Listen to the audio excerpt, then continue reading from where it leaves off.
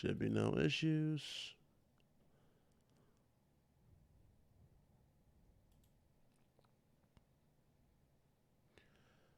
All right, are we live? Yes, we are. We are definitely live. There we go. Let me close that. All right, what's up, peeps? What's going on? What's going on? Welcome back to the channel. We are live. Whew. It is March, ladies and gentlemen. It is March 5th, 2020. Here with special guest, Mr. Verdox88. Mr. King of exposing people in his car. He wanted Hey to come man, through. it's Yeah, he wanted to come through, so I figured, why not let him on so we can destroy him publicly? Nah, we're going to talk some games. Shout out to everybody in the chat. Let's definitely chill. What's up, Verdox? What's going on, man? Welcome. You there? Uh-oh. Not even muted and stuff. He's not talking. Let's see. Just pre-ordered Ghost of Tsushima Collector's Edition. Oh, yeah. We're going to get into that for sure. I need to take it. Yeah, I hear you. What's up, Peel? Hey dude, can you hear me? Yeah, I hear you now. All right, my bad. Oh, you good. What's going on? Okay. Shout out to the people. Say what's up to the people. This is Verdox88. What's up, guys? How y'all doing? Excuse the brother. He's a little shy. He's in the presence of his destroyer. Nah, I'm playing.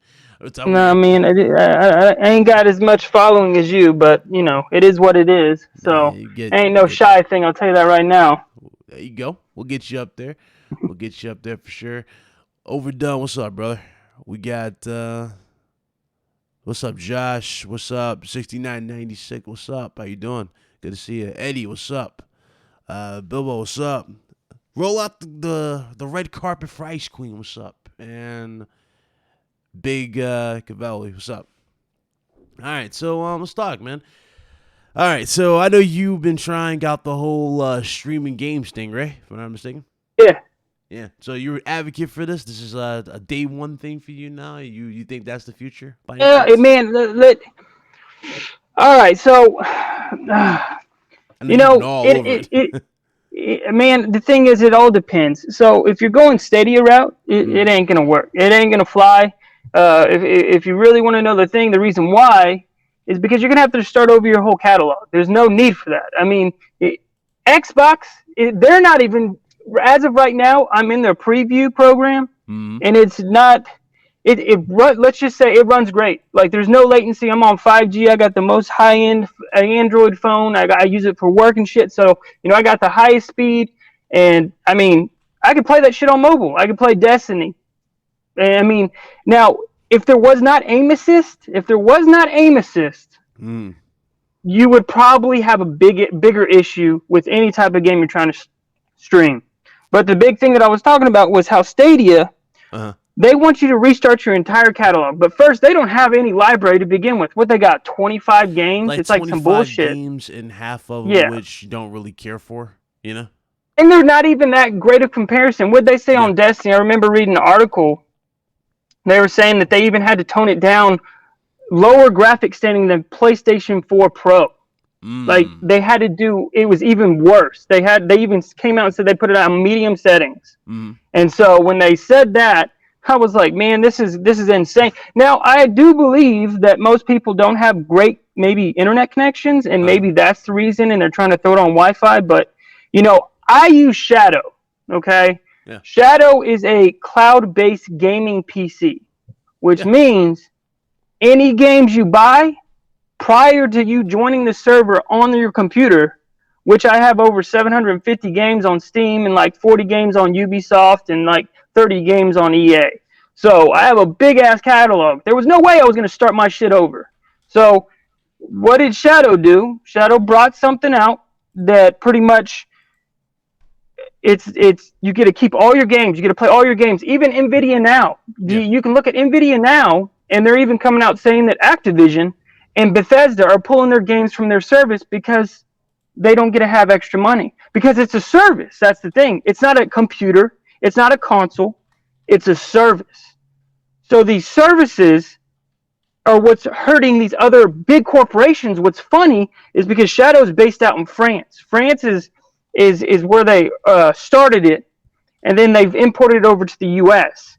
And so right now they only have like a basic. Like right now you're playing with I think it's a 1070 Ti or something like that, and it's on a comparison level. It's a comparison level of a 1070 Ti, and then on top of that, within the next by 2021, you're going to have 3 different branching levels of gaming hardware that they're estimating. This is the statistics that are going to be. This is what your computer can be like. So you have the first brand, which is $14.99, which is it's a comparison to 1080 Ti, which pretty much a lot of people have these days that are gaming in the computer industry. And then you got the next one is a 2080 Ti, which they charge you $22 a month.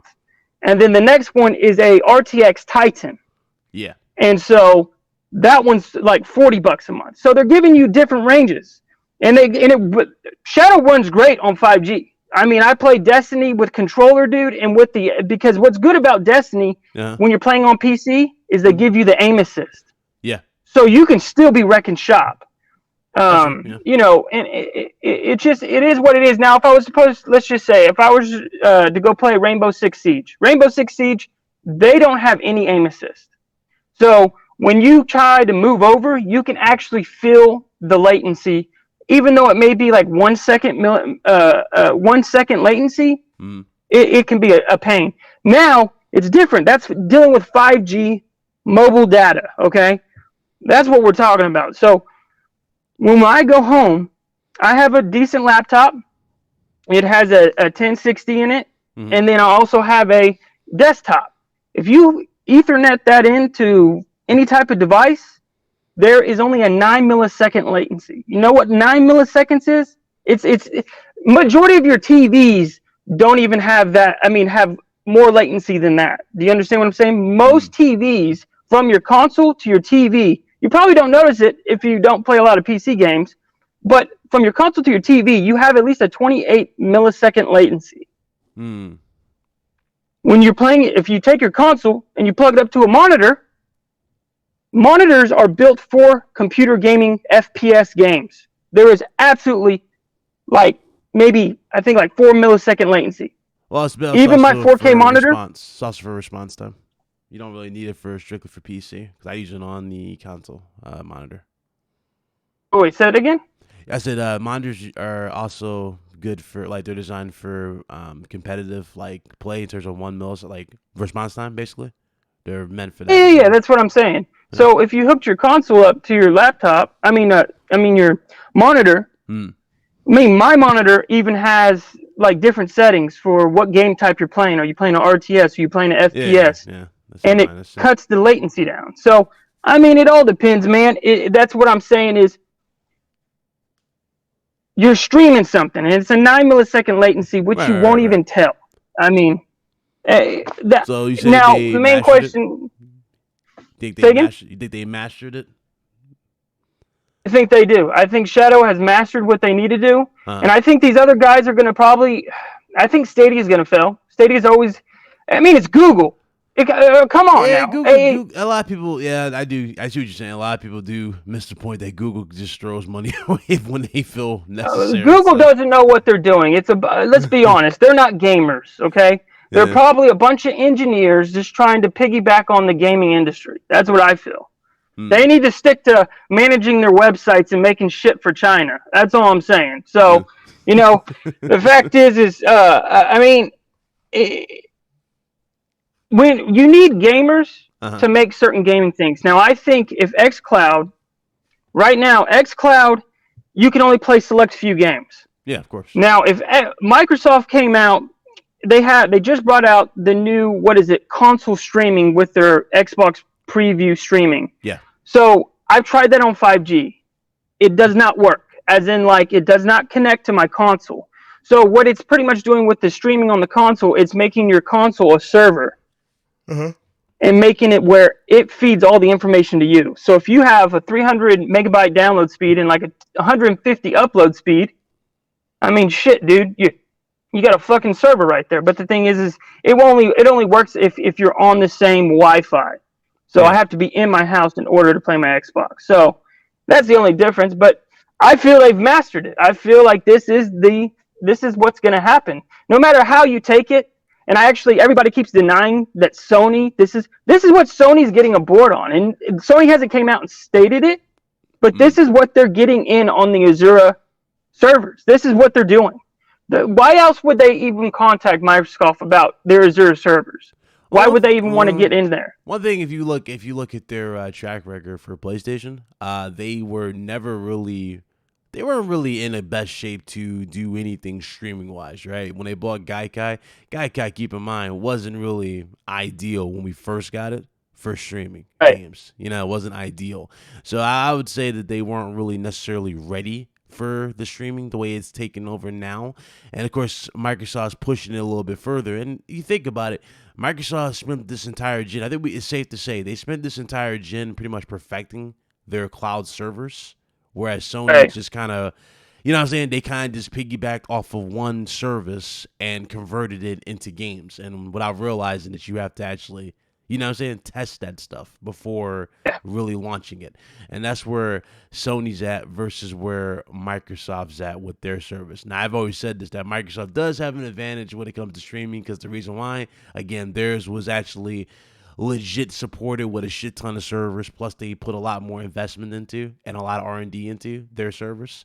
So it kind of makes sense for them to partner with them to have a better, you know, to get a few things running properly when it comes to their service. Do I see them doing like day and date and what they're doing with streaming? Absolutely not, because basically, I get this straight off of the metrics of how they're going about their business. If you look at Microsoft's business metrics as of late, they're all about service and software growth versus Sony, who's all about hardware, you know, pretty much all of the above when it comes in the console space. That's kind of where they're at. You know, Microsoft publicly said they don't care about, if you know, they don't really care if you buy the hardware. They only care about you being in the ecosystem. So again, that's where Microsoft's like mindset is. So even if Xbox Series X was the flop, they wouldn't really care. They care mostly about you being in the ecosystem and what counts to you being in the ecosystem to them. You know, whether it doesn't matter if you're on PC, if you're on, you know, whatever other console, they just expect you just to play the games. That's kind of what they want from them. And see here, Jay Barry, he came out and he said, "Man, what are y'all talking about? PlayStation's been doing this Xbox, you know, thing for a while." No, I'm not denying that, dude. No one's denying that. Neither me or Bit is saying that Sony didn't try doing this first. We're saying that Microsoft knows what they're doing. That's what we're stating here. We're saying that Microsoft has better infrastructure, and it works. Let's be honest. I usually have to use my Shadow to do PlayStation Now in order to get a good quality stream from PlayStation Now. Because to be honest, if I was to be on my home network that only has 300 and 100 upload, I don't understand really what happens, but the shit just doesn't work. I get artifacts all over my screen. Sometimes I lose connection. But when I get on my Shadow and I do PlayStation Now, it runs perfectly, flawlessly. I've played God of War all the way through just doing, you know, just straight up using my Shadow. So I'm not saying that they haven't done it. I'm not saying that it isn't going to be perfected, but I do think they're going to try and get the assistance from Microsoft to make sure it happens. I think Microsoft and Sony are going to really buddy up this generation, like this next stretch. I think you're gonna see a lot more stuff, like you're doing the cross platform. You know, everybody's now playing together Call of Duty. I think you're gonna start seeing a lot of crazy things. Now you got Ori and the Blind Forest coming over to PlayStation, all kinds of stuff. You know what I mean? And again, I get where you're coming from. Again, like remote play did exist before this, but again, it wasn't like perfect. Because I remember when they first introduced remote play, it was on the OG PSP. You remember that? back in the PS3 era, and it ran okay for what it was, but like the further you away from your TV, it got pixelated, you know. And this is where kind of the point is again, like, you know, they weren't necessarily ready. I would say Sony wasn't ready or prepared for streaming to be where it needs to be in terms of like seamless, and especially if we're talking about this replacing your everyday activity, which is you going home and putting in the disc, right? It has to be, you know what I'm saying, a seamless transaction. It has to be a seamless transition where it can't be, you know, no hiccups or pixelization in your game. And you don't want your game to look 720p when you're paying for 4K. You know, you don't want to, and I'm telling you guys, you only need 30 megabytes download speed for 4K. That's it.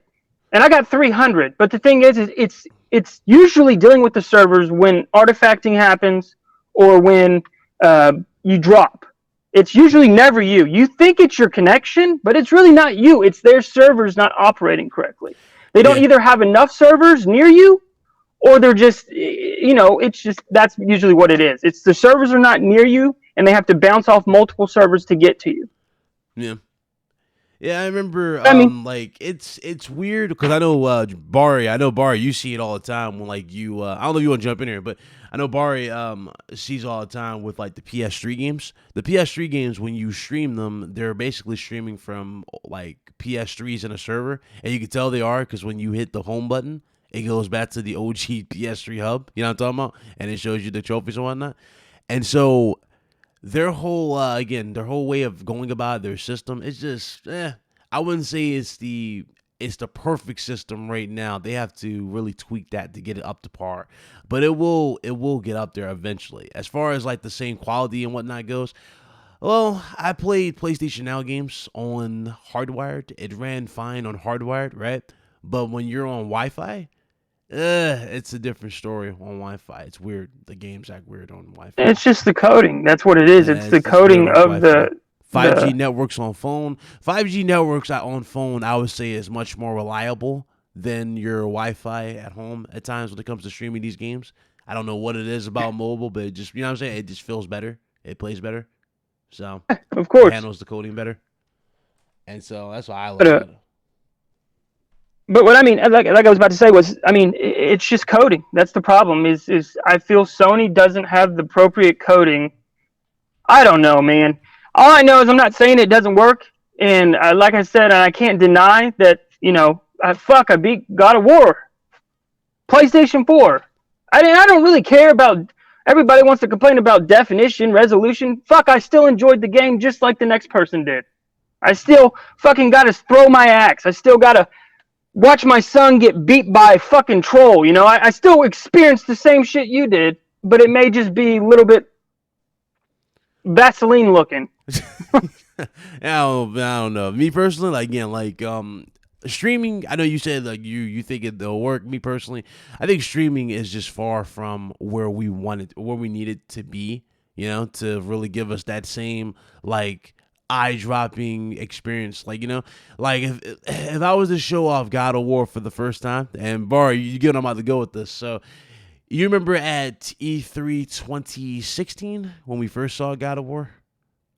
You remember that? When they had the orchestra? Yeah. Yeah, you remember they had the orchestra, and then you see Kratos' face, he's like, I'm hungry, and the crowd goes wild. Yeah. It would take a while before streaming can get to that level where you can blow people away with that type of improvement in visual. You know what I'm saying? And that's why I think really the problem with streaming is going to lie. It's really just the visuals, the eye candy, all that. It's not really going to be there for a lot of people. And granted, you know, we'll get better over time, right? But I just don't see the average user really streaming games. I just don't see it. Well, the thing is like, you're probably right. I mean, I don't know. It all depends. You got gamers that are like me. Where I really don't have time to game when I get home. I work my ass off, I build homes, and then I come home and spend, you know, time with my family. I don't have time to drop down and fucking, you know, sit there and get into a game. I usually got kids crying in the background, or I got to do, you know, other shit. But here, I'm able to actually take my lunch break Yeah, it's cool as an and play option. video games for an hour. Yeah, it's cool. It's cool as an option. Like, nobody's knocking that as an option to help you get through the day for sure. It's fine for that, but Yeah. but the way you get I'm going with this, because you see a lot of people try to spin this and go, this is gonna replace that. You know what I'm saying? Like this. I mean, this is all I'm gonna say to that. Nintendo Switch. There you go. That's all I'm gonna say. That's all I'm gonna say. I'm gonna shut you down right now. Nintendo Switch. Boom. There you How go. many people are gonna be playing Nintendo Switch right now? How many? How many people are playing right now? They just released The Witcher 3, right? It's like 50 million, and they only been out for how Okay. long? No, I'm just saying. They just released The Witcher 3 on that console. You know how dirt ugly that looks? Now, come over to the Shadow, play the Shadow. I would love to, they actually give you a test demo. You can turn The Witcher on PC, graphics, and you'll be playing in 60 FPS. Hair works, everything on. Tell me which one you would rather play. The one on the Shadow that you're streaming in 1080p, where on the over here on the Switch you're only streaming 720, and then it even goes lower to that. So I'm actually giving the Switch, hey, But the thing is, over here 1080p, 60 FPS. It actually can go up to 120 FPS if the game entails it. Yeah. So with extreme graphics, you're gonna put down that Switch, or you're gonna play a shitty version. I'm just trying to say, Yeah. I'm asking, what do you think? Nintendo's What would you not do? the best. Well, I think we would say Nintendo's not the best for streaming.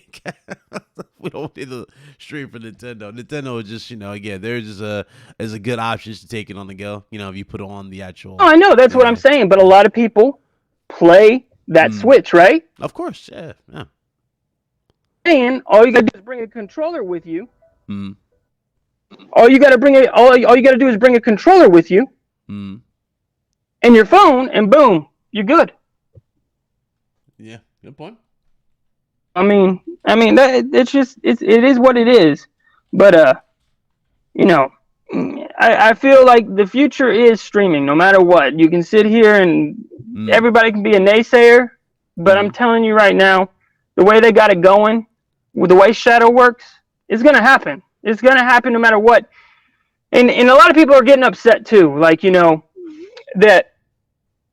I remember the big, thing when Microsoft tried to push a full digital. Sooner or later, guys, it's going to happen. You look at Steam. Steam is the biggest marketer for any type of digital sales. Anything. I got so many digital games, and everybody's like, well, then you don't physically own them. But the thing is, dude, what's going to happen later on, dude? Yeah. Again, the whole thing about streaming, that is dependent on what? The user, right? And not everybody has that insane connection. And I said this live, and I've said it numerous times. The day streaming takes over, and I think you would definitely test this, because remember, let's be realistic, not everybody has fiber optic connection, right? Not everybody has fiber optic. Not everybody has 500 plus megabits upload or download, right? Nobody has Verizon files. No, nobody has that. The moment Verizon files, or hell, even Google Stadia, or not Stadia, Google, what the hell is it? It's Google Fiber becomes mainstream everywhere, then I can say streaming will have a chance. You know what I'm saying? You hear me? No, shit. I guess he thinks he's fixing his mic. Shout out to Blaze 4K Sony, baby. Says streaming is big. Can you hear me? Trash. Yeah, what the fuck? Yeah. Did you hear okay, my bad, dude. Yeah. But yeah, I heard everything you're saying. But like I was saying so you don't need fiber optics. You don't need whatever Verizon you were saying. You just need a good, solid connection. Yeah, that's what I'm trying to tell you. Like, a lot of these companies, aside from fiber and Google, Google Fiber and whatnot, right? Those particular platforms. A lot of these cable providers, when it comes to internet, they give you the bare minimum, but charge you a high-ass premium. You get what I'm saying? They give you the bare minimum. And that's where I was trying to get to, get where there. I used to have Charter Spectrum before they started to update it. And the reason why they updated Charter Spectrum to 60 upload and download, or 60 and like 10 upload or something like that, is because people started to leave and started to like, move out of that area and go to, what I'm saying, to better areas where they can get better internet. We used to have that. And the best they could offer, and I'm talking, they wanted like $100 a month to $150, but the best they were offering was like 19 to 12 download. Right. You see what I'm saying? What the hell am I paying for? No, I got you. I got you. What the hell am I paying for 12 downloads? What kind of shit is that? It's not worth it. And so no. Not everybody that's what I'm saying. Not everybody has. Yeah. It's gonna get there sooner or later. We're moving towards the future, but let's be honest, I'm a home builder. As land develops, you're going further out to rural areas, which they don't have great internet. Yeah. But it's gonna get there. It's gonna get there no matter what. Yeah, that's what I said. Like, it's just once Google Fiber and Verizon Files makes it worldwide, where everybody can get a chance or a piece of the pie. You get what I'm saying? And get out of the data caps. I can definitely see streaming being a bigger, valuable option, especially for just not really everyday use, but I would say just when you get out, when you're working and whatnot. Right? I can see that type of stuff. But right now, I don't see it. And that right there, it's going to take a minute to change. I can definitely, it's going to take a minute to change before we get there. And I get it. You're invested in it. You're looking forward to it. That's fine. It's perfectly fine. If you like it, you like it. I ain't here to tell nobody that like streaming. They're wrong. I know good friends over there at the Iron Lords. They stream their games at the events. They go to the E3 and they test out all the streaming games. They're actually hyped for streaming, and it's fine. But it's just not for me. It's not something I can't really see. Like, gaming is a big part of me. I do a lot of, I do videos, I do all that. But when I go outside and I go out in the real world, I just go out in the real world. I just. I got you. I feel you. I feel you, man. And I escape the shit. I do it all the time. I escape it. But when it comes to gaming, if I need the game in my spare time at work, sure, I would have another, option. I wouldn't mind trying something else to play. Like, I'll get like a Vita or something and play. You know what I'm saying? I'll do something like that. But right now, streaming, I just don't think streaming's not it. I mean, like I said, it all depends, man. It all depends on the type of living you have. I mean, if you're go, and you don't have much time, but you want to play games, you don't want to miss the stuff, and you don't want to forget about something that you loved as a child. Of course. This is another route. That's all I'm saying. Yeah, that's true. It's definitely another option, and I can see it getting more and more. I can see it getting more and more better, right, over time. Because, like, let's be real, technology improves every day. I can definitely see it getting better over time. Personally, but it seems like you're judging it like as of right now, like you've played it. Have you played xCloud? Have you tried xCloud on your mobile device? I haven't played xCloud. I played PlayStation Now. That's what I played. I haven't tried xCloud at all. And through your mobile or just through your computer? I tried it through my PlayStation and I tried it through the PC. It does run a little better on the PC when you run PlayStation Now, for sure. But it's not really, again, it's not like something I really care to really, have as like an option right now. It can definitely I think that's also the downside of your personal opinion. I'm not saying that. I'm just saying that you need to try a service that has actually worked. Yeah. I can see it improving for sure. Yeah, I can see it. All right, jumping on NVIDIA now. Just try it and see how it works over your cell phone data. Do you have 5G or you still have 4G? I have 5G. Okay, so that's all you needed to do, and then I promise you it'll change your mind. You got to go do an oil change. Fuck, I'll just go fucking pop down on a bench, play some fucking Destiny 2 or Division 2 or whatever, man. It's just it's simple. Yeah. So. Yeah, I know. I can definitely see where you're coming from. I'll be honest with you. You go sit in the DMV to renew your fucking license, like I tried, and oh my god, it's like fucking dog shit. Like the barriers will not get broken. Like those buildings are like school infrastructure, metal casing. Like you ain't getting no service, man. Yeah, I'm saying, man. Like once we get more reliable, networks, like all the way, you get up. So like once we get all of that, I think we're good for. That's how I feel on it, because oh man, you see it all the time. Dudes get 1,000 megabits download and all this shit. gigabyte download I mean, speeds, and we get so much to bear. go ahead and get Jay Barry in here real quick. I'm gonna be right back, man. I need to make a phone call real quick, but Yeah. just get Jay Barry in here, and I want to talk to him too and see, because I keep reading his stuff, but I don't think I'm getting what he's trying to say clear. So, Barry, you home? and I've always wanted to talk to this man. Yeah. All right. Do you think next gen consoles will fully support Bluetooth headsets? Yes, I definitely do see it happening. I think all your accessories from this gen will work with PS5 and Series X. It makes sense for them to, especially going into PS5 when it comes to the touchpad of PS4. I can see it working because they are supporting everything. Nothing's being left behind. Even those ridiculously overpriced Elite controllers are not being left behind for next gen. I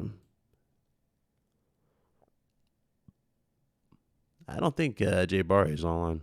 I don't see him in here. Hey, Barry, you home?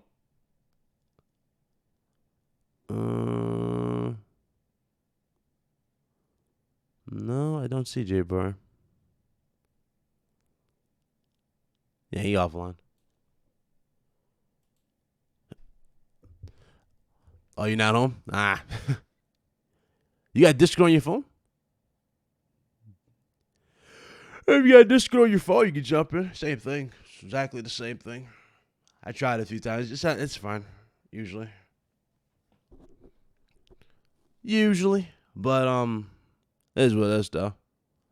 Last of Us TV series confirmed on HBO, dude. Oh, no. Save me. I thought they were doing a movie, just like they're doing Uncharted movie.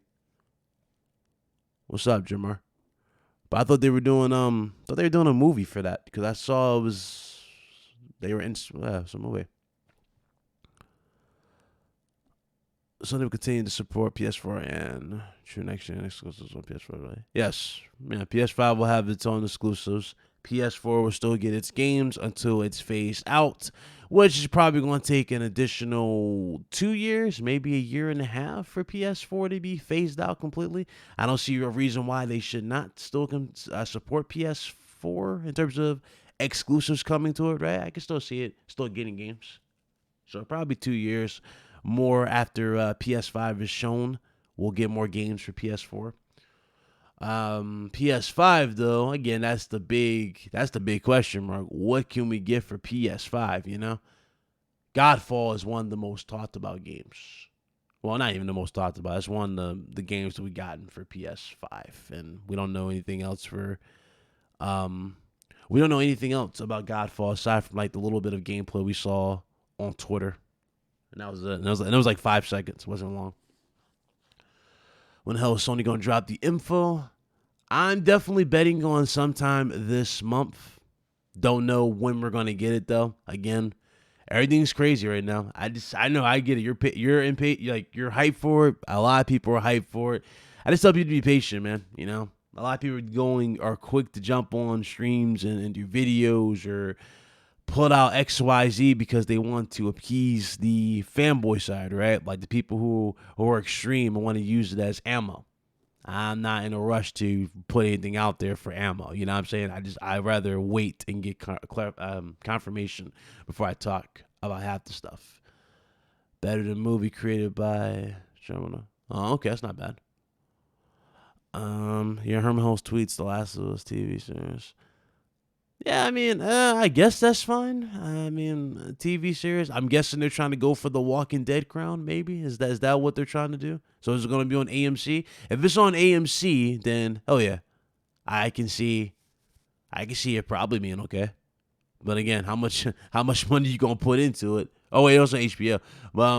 The question is how much money you gonna put into it to make the clickers and all that stuff look good? Because remember, clickers are.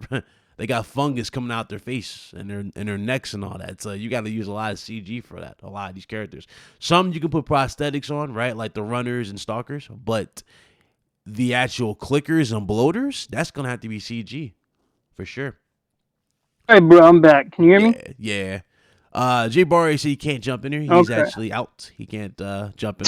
That's fine, man. That's what's up. So I also wanted to talk about these new consoles, bro. Yeah, we're actually talking about it when you came back here about this whole. Yeah, I'm sorry, but Oh, Now, you in if the you waiting do, room? My bad. He said he's in the waiting room. My bad. Where you at? okay. He's in here now. There he is. All right, what's up? Yo, what's good? Can you guys hear me? Loud and clear. Yeah, what's up, man? Yo, what's up, man? Yo, my bad. Yo, I'm at work right now, so I can't be like super long on here. Yeah, it's fine. It's fine. But no, I was listening. The things that I was saying is that I know everybody likes to big up Microsoft and what they're doing, and I don't think they're doing anything bad as far as my experiences with xCloud. I think it's pretty good, right? But what people fail to understand, I don't know how people fail to understand, but what Microsoft is doing with xCloud is exactly what PS Now is doing, what PlayStation is doing with PS Now. The same exact way how xCloud works. I remember I was on podcasts explaining to people how PS Now works. Everybody was like, nah, that's crazy. That's crazy. Then Microsoft comes out and makes a video and repeats the same things that I've been saying for years. And everybody's like, oh my God, it's the tech. There's no code and there's nothing wrong with the code. And Microsoft just have the advantage because that's what Microsoft, as far as a business, that's their number one component as far as where they make their money. Where they have these server farms all over the country, all over the world. So Microsoft is already in the business of like selling businesses their servers to use for enterprises and stuff like that. And they migrated that towards with Xbox Live with the Azure servers. That's the advantage that Microsoft has. PlayStation, they went out and they bought Gaikai back in like 2013 or 12. And Gaikai already had their server farms and their server, places already within the country. Oh, and of in course. the world. Let's be honest. That's the reason why I bought my PS Vita back in the day. When they started talking about I was like, that is the number one reason why I bought it, because that was back when I was in college, man. You know, that was like what, 10 years ago? No, that's probably No, like it was like 7. 5, it was like 6, 7 years ago when they bought Gaikai. But the thing is, what I'm saying is that both executions of how cloud gaming works, it's the same way. Microsoft, and it's going to sound, oh, Jay Barry said this, and if he's a pony, but Yeah. literally what Microsoft did is that they copied how Gaikai works. With xCloud, works just like Remote Play. Remote Play been on PlayStation since PS3. It hasn't been fully like full blown like how it was on PS4, but that was a day one feature on PS4, where you use your console as a home server and you can push your games onto your Vita and whatever device that support a Remote Play. And they expanded that with the cell phones and all that stuff now with Remote Play. I still that's how kind of xCloud works. well, I think you're getting confused, and the way you're saying it is pretty much, it's just like saying, hey, Microsoft has been shadow computing stuff well before even Sony bought Gaikai, because dude, you could be at home and you could access your computer at work and you could do files and all kinds of shit because you could view what was being viewed miles away. So I mean, Microsoft, they've always had their touch in this type of stuff. Like I'm talking about gaming. I'm not talking about. No, like, but I'm saying it's using the same shit though. That's what I'm saying. Yeah, It's always been using the same shit. But I'm not saying. What I'm saying is that what Xbox is doing now that people are praising, these are features that have been on PlayStation 4 since day one. But the reason why we're praising them is because they work. That's what I'm getting at here. They work on PlayStation as well. They only work on when you laying it up. Let's be real though. No, that's not true. I use Remote Play all the time when I'm here at work, and I do my videos, and if I play an RPG, I'm Remote Playing on my cell phone here at work. PS Now works away from PS Now works if you have the cell phone, the Android cell phone, whatever. PS Now works.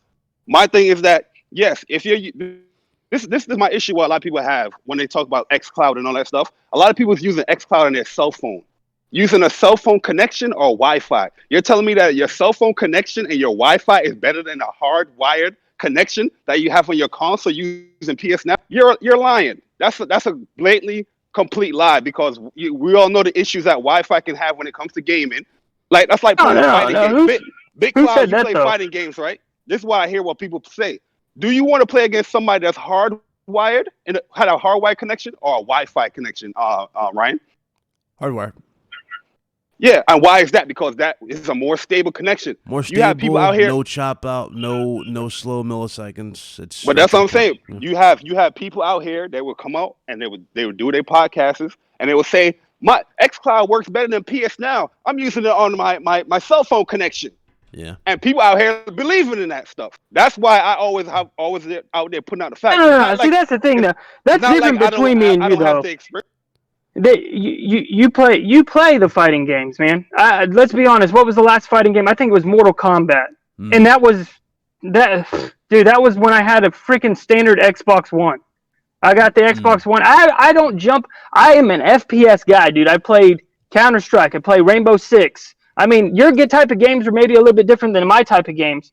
Yeah. And the thing is, I'm not saying that, but you're talking about being hardwired in. No matter what, you're going to be hitting that. You're going to be going fast, right? You got that 60 FPS. You got the quick motion. You got the you got the arcade style fucking controller sitting in your lap. You're sitting there pushing those green, blue, and yellow fucking shits. You know what I mean? I understand what you're saying, but what I'm getting at here is to the point we are going to get to that point where you don't need to go buy a console.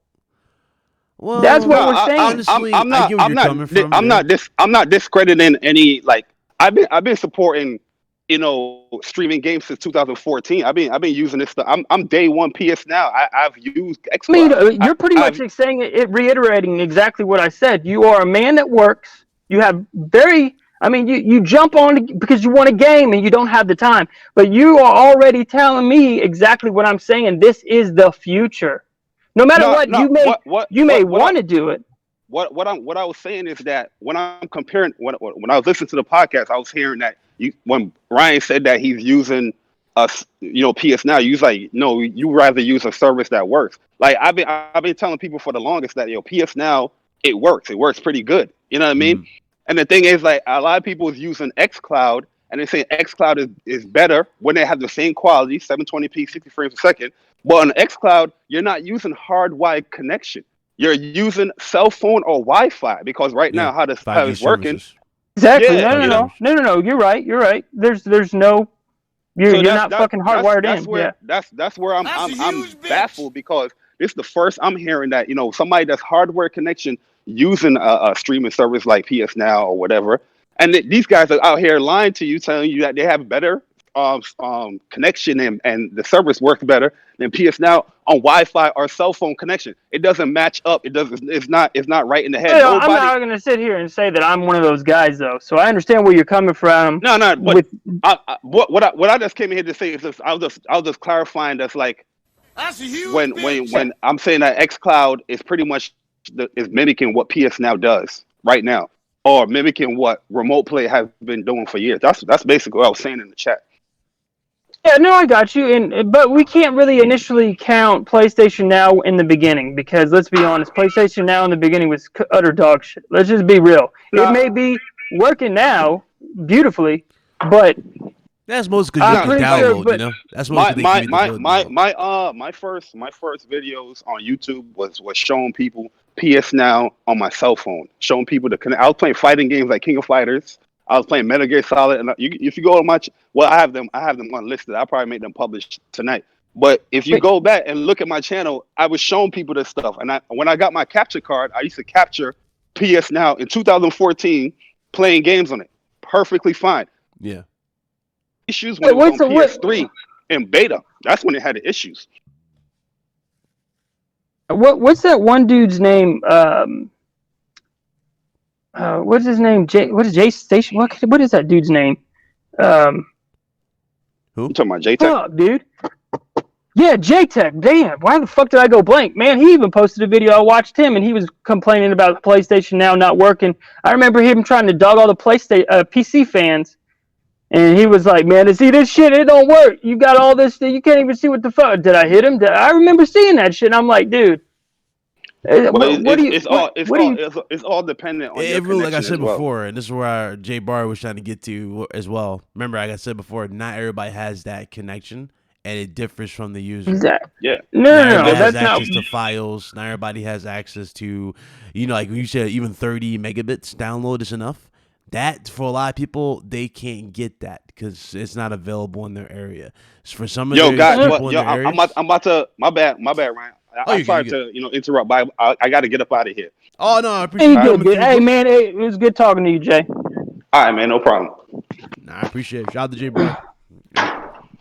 But all right, so shout out to Jay Barry who stopped by. Man, that dude, I gotta go back in. Let's get the fuck back. I gotta go back in, man. Oh man, but no, I'm glad that he came out here, man. That was the first time I talked to that dude. And I mean, I know I do a lot of roasts and shit, and I know I roast God, I can't remember one of his buddies, and he tweeted it on Twitter. Everybody's like, "Why are you feeding the beast, motherfucker?" Barry funny. Shout out to Barry. Yeah, man. Let me get these super chats out the way. Shout out to Perfect Image $2 super chat. He says Sony is working with Microsoft for online. That's his super chat. Blaze 4K dropped $5. He said I used remote play on a Vita from Boston to Florida, and I have a video on my channel to prove it worked, and that was years ago. Andrew Wilkins dropped the $5 when he said Xbox always copy PlayStation. Sony had a camera, streaming, remote play, free games with subscription first. That's what he said. Big Money, what's up? He said, did you see the new Star Wars game? Yes, sir, I did. Looks good. Definitely hyped. Looks good. Let me adjust my mic. All right, so let's get into these next-gen consoles. You ready? Sounds good, man. That's what's up. That's next-gen consoles. So, I already told people I'm buying both because, I'm a content creator. I got to do it for both. I got to keep it real. I can't just own one and say, hey, this. Nah, I'm gonna. You're a gamer at heart. That's all it is, man. I'm gonna be up front. I'm gonna buy both day one and enjoy both. But the whole. Let's have a talk, man. So again, I know a lot of people are hyped for the next gen consoles. Everybody wants Sony to drop some news. Sony's not dropped anything yet. They're being very, very not necessarily strategic, but they're being reserved on how they drop this, and so. They haven't dropped any info just yet. But one thing I will say about PlayStation, you will get news very, very soon. I can definitely confirm you are going to get news very, very soon. But one thing I do think that Sony's being strategic with as well, if you notice the main features that Microsoft is talking about, like the smart delivery and whatnot, if I'm not mistaken, didn't we talk about some of these in patents on this channel? Everybody in the chat? I could have sworn I talked about these in patents. And I'm wondering if Sony's sitting back and going, yeah, we'll just sit back and let Microsoft announce all these so that when we get that day of actually, talking about it, we can confirm that we have all this. That's my personal opinion. But to go even further with the next gen consoles, again, a lot of dudes sounding like, they're trying to sound like PC dudes. I know you see your Verdox, the 12 teraflops. Oh yeah, dude. I mean, dude said it's going to outperform the 2080 Ti. I'm like, okay, can we stop for a second? Can we just bring that down? This is my thought on Microsoft. They're building a console for gamers. First off, this console is going to be $700. Listen, I was right on point before they even said a thing about the PlayStation 4.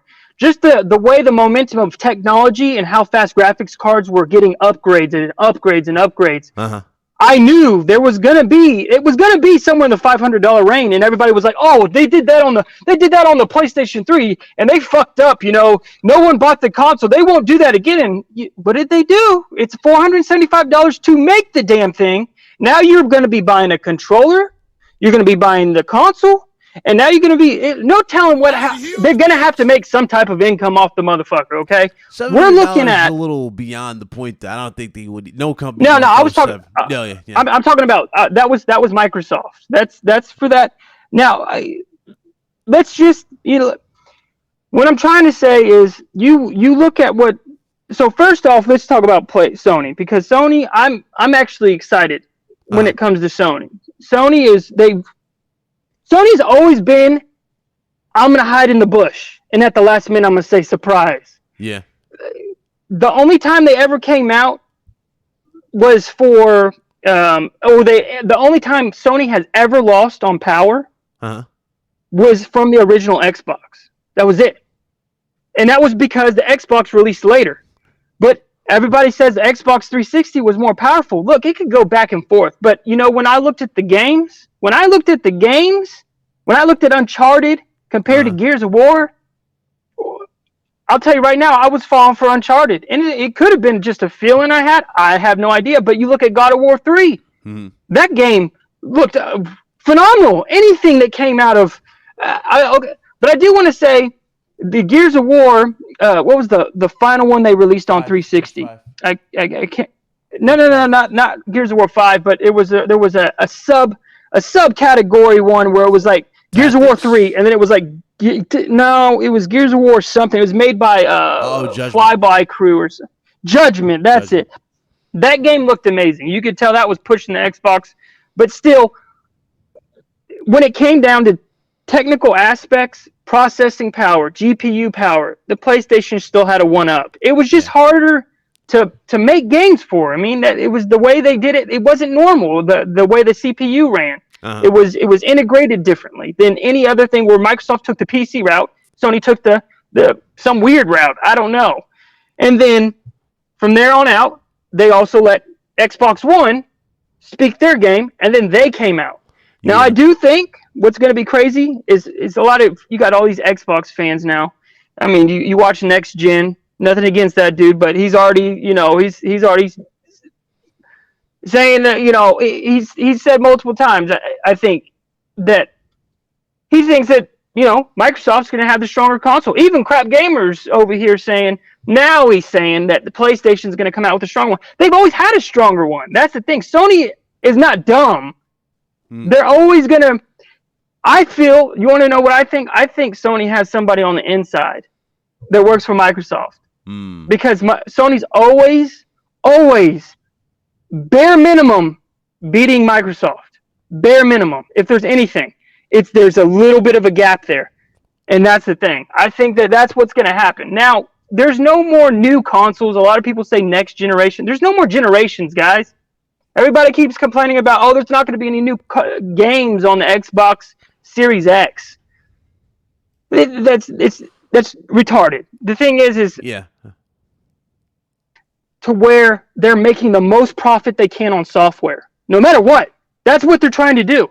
That's the fall of 1886, the fall of Quantum Break, the fall of Rise, Son of Rome, the fall of I don't know if you want to say Knack, but Knack, they came out with the second one, which was surprising. But hey, so those games. Get a part 3 because the architect is the guy who creates that. But to be honest, all those games suffered. They took a hit instead of made a good income, and it was because they made it a launch title for that console. Now, since they're not doing that, you got to think the software though is now it doesn't matter. You got Halo Infinite going to be launched on both consoles. I wouldn't be surprised if Sony does this too. Just saying. It'd be smart for them to do it. You got a powerful console that already looks damn good. You know what I mean? The PlayStation PS4 Pro already looks good with games. Little slide adjuster, just like in The Witcher. The Witcher 3. All this stuff this is what's going to happen. And I don't know how many times I've done videos and somebody's came into my comments talking to me like I'm stupid or something. And I'm like, dude, they're making your game on a PC. Trust me, they have all the bars in the world to fuck with. Okay, I'm just being honest. They can decide where they want it to stand. So I feel like that's what Sony. I think Sony's standard console is going to be. This is my personal. Is going to be more powerful than Xbox One X. But also, the Xbox One X, it probably won't be $700. That'll be insane. Yeah, but still. I think it'll probably be. I'm still thinking it's going to be like around $600. I still think it's going to be $600. You got to think the Xbox One X. How much was that? $500. And I think I wound up spending at least $600 when I walked out the door, including taxes and everything else. Because you got to include all that shit. You know what I mean? So I feel the Xbox Series X is just an Xbox One X to the Xbox One. You know what I mean? That's what it is. Let's just be honest. It's just an extension to the Xbox. That's why they call it Series X. because it's going to be a They're series. gonna have a Series S, Series X, and probably they're gonna. I see it. They're gonna call it, this is the Xbox Series line, and they have different entry level points. That's basically what the point is for the whole series. That's and that's what Phil's been touting all along. He hasn't completely committed to saying that, but he's always stated, I could see the future having no new gens. It's just going to be a continuation. He's never he's always insensitive. He's always came out saying some stuff like you'd that. be like, here's another extension. This is PlayStation. Boom, like X or something, and bam, it's another one. Yeah. And I mean, I see where you come from. Yeah, I definitely can. No, he's actually got a point. That is kind of how Phil's been nonchalantly talking when it comes to Xbox.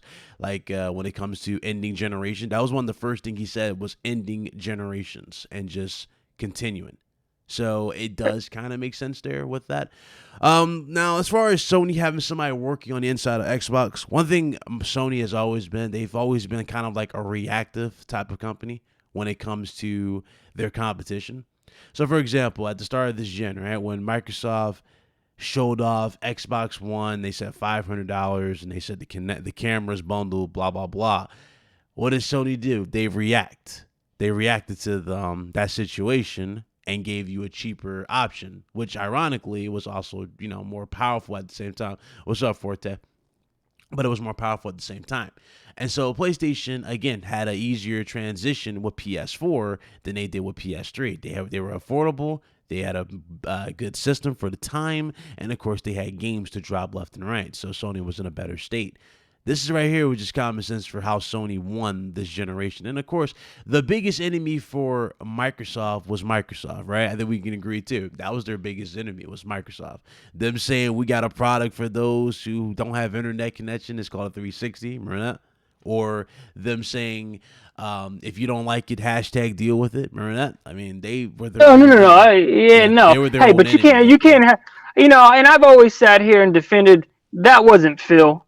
That was a dude who wasn't into gaming. Yeah. Phil is a different person, man. Phil's I think that when this dude says he games, I think he games more than works. Let's just put it that way. I literally feel that. I mean, I think at heart, that dude is a gamer. They couldn't have put a smarter person as a lead CEO than that man right there. Yeah. I think he knows how to market for gamers. I think he knows what gamers really want. Yeah, but the thing is from a budget standpoint, like for gamers, that's what his whole shtick is for Xbox. It's like, I wouldn't say gaming on a budget, right? But it's kind of like just, like, hey, look, let's make it easier for you. This is also what I've been trying to also get at, is if no matter what these consoles whenever the official price, guys, I feel it's going to be it's going to be inexpensive. It's going to be like a cell phone, no matter what. The thing is I feel, the more I think about it, is Microsoft is going to be over here, and shit, I forgot my fucking train of thought. God damn, I had something going, and then, god damn it. But what was I going to say? It was, so here's what it is. So either you have an extremely cheap console, and I think this is what I was going to say, is Phil wants to go back to the Xbox 360 and the PlayStation 3. He wants to have a really expensive console, but have a 10-year lifespan. Yeah. That's what he's trying to do. Because by the time they release this stuff, the graphics cards that are going to be coming out are already going to be pretty close to maybe 2 times, or even, it's going to be crazy, 3 times more powerful than the console. So either you consistently have a console that's going to be weaker and have less value and hinder when it comes to PC gaming when it comes out, and you have to buy one every 3 to 4 or 5 years, or you can buy one and have one to 7 to 10 years. You get what I'm saying? Either way, you're going to be spending about the same. That's why you got to look at it that way. It may be a bigger price, drop, but shit, dude, when you're spending $500 every 5 years, I mean, that's a little bit crazy. If you add another $200 to that, and we're saying $700, I'll go buy a console for $700. Not a big deal, especially what's in the Microsoft's Xbox. That's no hesitation. I'll be like, okay, I'm buying it. Yeah. That's fine. Yeah. But the thing is that console's got to last me more than a couple of fucking years, because what these consoles, Xbox One X, what does it have, like 6 tera? So it's like 2 times more powerful.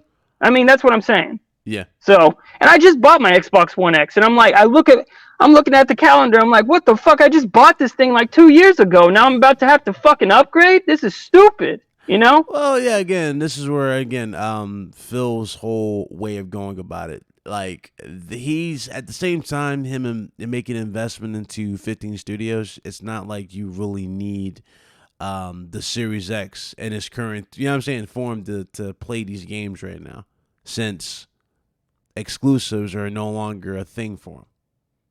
You know, he's not pushing exclusives. So these games can be played on any console or any, you know, platform in their quote unquote ecosystem. You know, I'm going this, and this is why a lot of people have and again, a lot of people don't like to listen to this, but a lot more people have jumped to PC. A lot of people are jumping to PC from this gen. This generation has been crazy. Yeah, a lot of people have burned it in their brains that they are going for PC next generation. Others are still sticking around for consoles because they want that casual console experience and just want to be wild at the TV. Those are still going to be there. But the bottom line is, and the point still stands, is that Microsoft is not pushing those first-party exclusives. They're pushing first-party games, right? We agree. They're pushing first-party games, but again, they're not pushing exclusives. The exclusives are gone. The only reason why that even happened, dude, let's be honest. Change the narrative. Like when you can't, like they had to compete. Yeah, when you can't compete, you have to. There's only one thing left to do, and that's pretty much change the narrative. When you can't compete, and you've been doing this for so long, and you know you've been coming up short for every single time, even with the 360. Now that's Microsoft's best-selling console to date. The Xbox 360 still fell short to PS3 in the long-term battle. It lost to PlayStation 3. Overall, both of them lost to the Wii, right? But it's like you're still below. You know what I'm saying? It's like you still can't one-up your competition, even with a year-long head start and Sony doing the colossal fuck-up, which was the PlayStation 3. You know, it was just so much shit that they fucked up on the PS3. Still. Exactly. And the thing is they didn't want, you got to also look at this. The reason why they closed so many studios was from Lionhead Studios. They didn't want to bring on Quantum Break developer. I know every game they've made, but I can't think of the name off the top of my head. But I mean, you look at these games and these developers that had to just be thrown away. But a lot of the people who actually made those developing companies were actually gone. The person who originally thought of, I can't ever pronounce his last name, but it's like Peter Malaxis or something. I can't remember. His last name is so hard to pronounce, but he was the original thought on Fable. He actually did a game that he actually got me into computer gaming when it came to Black and White. A lot of people don't know what the fuck that game is, but that game was all about God. It was all about gods and you having a creature and all this. It was an RTS mixed in with, you know, it was just crazy. It was insane of the time that man was out. But I could see why he had to make a change because there just wasn't enough consoles out there to actually buy the software. So how do I make more money and keep my development companies that I actually see, you know, that actually making me money? Bring them to PC. Let's do that. Yeah. That's what happened. Mike, he got pushed into a corner. Yeah. So that's kind of like with Mike Ybarra. You know Mike Ybarra because he's left recently. He recently left Microsoft, and he's pretty much he works for Blizzard now. And he was one of their biggest advocates for PC gaming. And he still kind of is their biggest advocate for PC gaming because he's a PC gamer at heart. He mostly games on PC. You know what I'm saying? And that's why I said before, like, again, next-gen consoles are around the corner. Everything's looking good, but a vast majority, or I don't want to say a vast majority, but I'm just going to say a bigger chunk of people are jumping to PC than they've ever done before, especially coming from this gen, you know? I can see a lot of people getting PC and then getting PS5 and a Switch going into next gen. And that's just the way the community's kind of like shifted, you know? Yeah. So, but the only thing, like I was saying, was I'm sorry, I minimized the shit, and so I'm sitting there Oh, talking and but but I agree with you. But the thing is, when you look at Sony's actually seeing now the amount of money that Microsoft is making going to PC. hmm. This is what's crazy. Is now that I think they're actually thinking, hey, maybe we should start bringing some money over here too, so we can make bigger, better games. I mean, if we release Horizon, what is it? Horizon Zero, whatever. What is that? Zero Dawn. Can't remember the name. Zero Dawn. Yes, if we release Zero Dawn on PC, we could charge $30, and we could make probably another million off of that, and we can put that into the development of Horizon Zero Dawn 2. Yeah. We all know Guerrilla Games is a great company. I mean, they've always had their short terms, but when it comes to heart and game, Killzone was the shit. So yeah, I mean, the thing about them doing the PC thing, right? This is why they created this new, like, it's this new thing they're doing where it's like every 4 months they'll recycle the first party games that they put in that service. You know what I'm saying? They're recycling.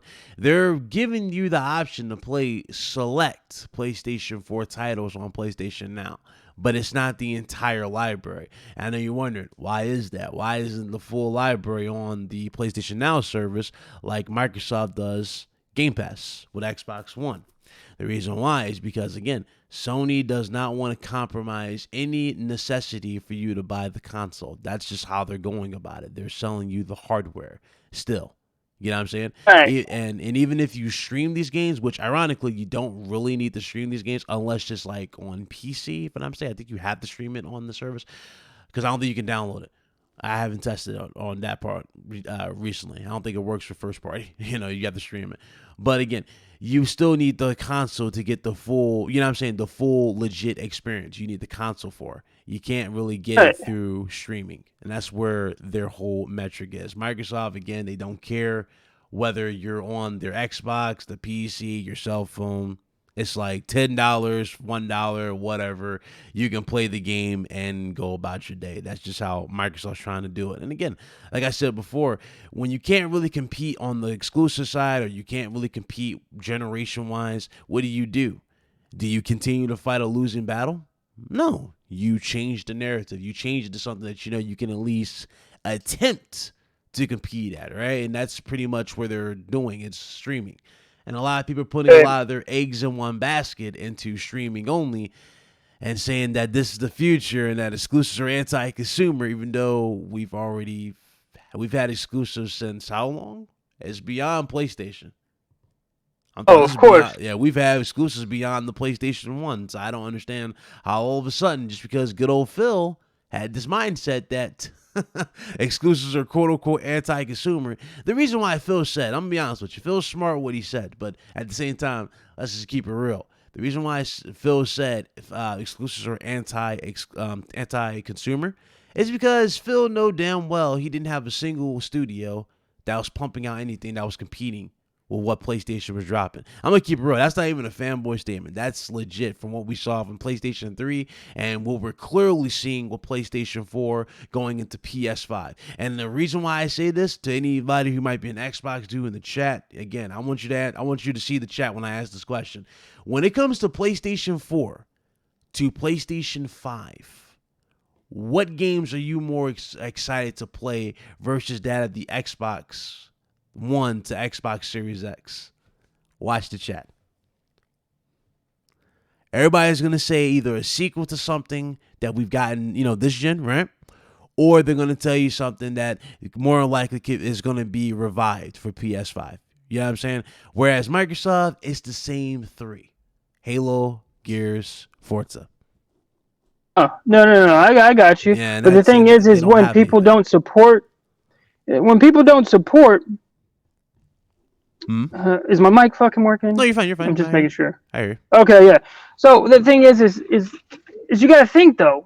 Microsoft has a 3, which is true. It used to be Fable, right? Fable used to be in there too, but they've tested it. They tested it with Sunset Overdrive. They tested it with Quantum Break. What other game? They tested it with Rise Son of Rome. I mean, we could just. There was not enough support for those other games, and it seems like Microsoft was like, we're losing money on these new IPs, and we're scared. Maybe it's because people are just done with single player games. No, it's the fact is Microsoft, for the entire Xbox, the original Xbox, you were always pushing multiplayer. Yeah. The console for Xbox was multiplayer. When you want to play multiplayer, you go to Xbox. When you want a good story, you go to PlayStation. That's just how it was. Yeah. And so they kind of screwed the pooch there because they were always forcing Halo. Yeah.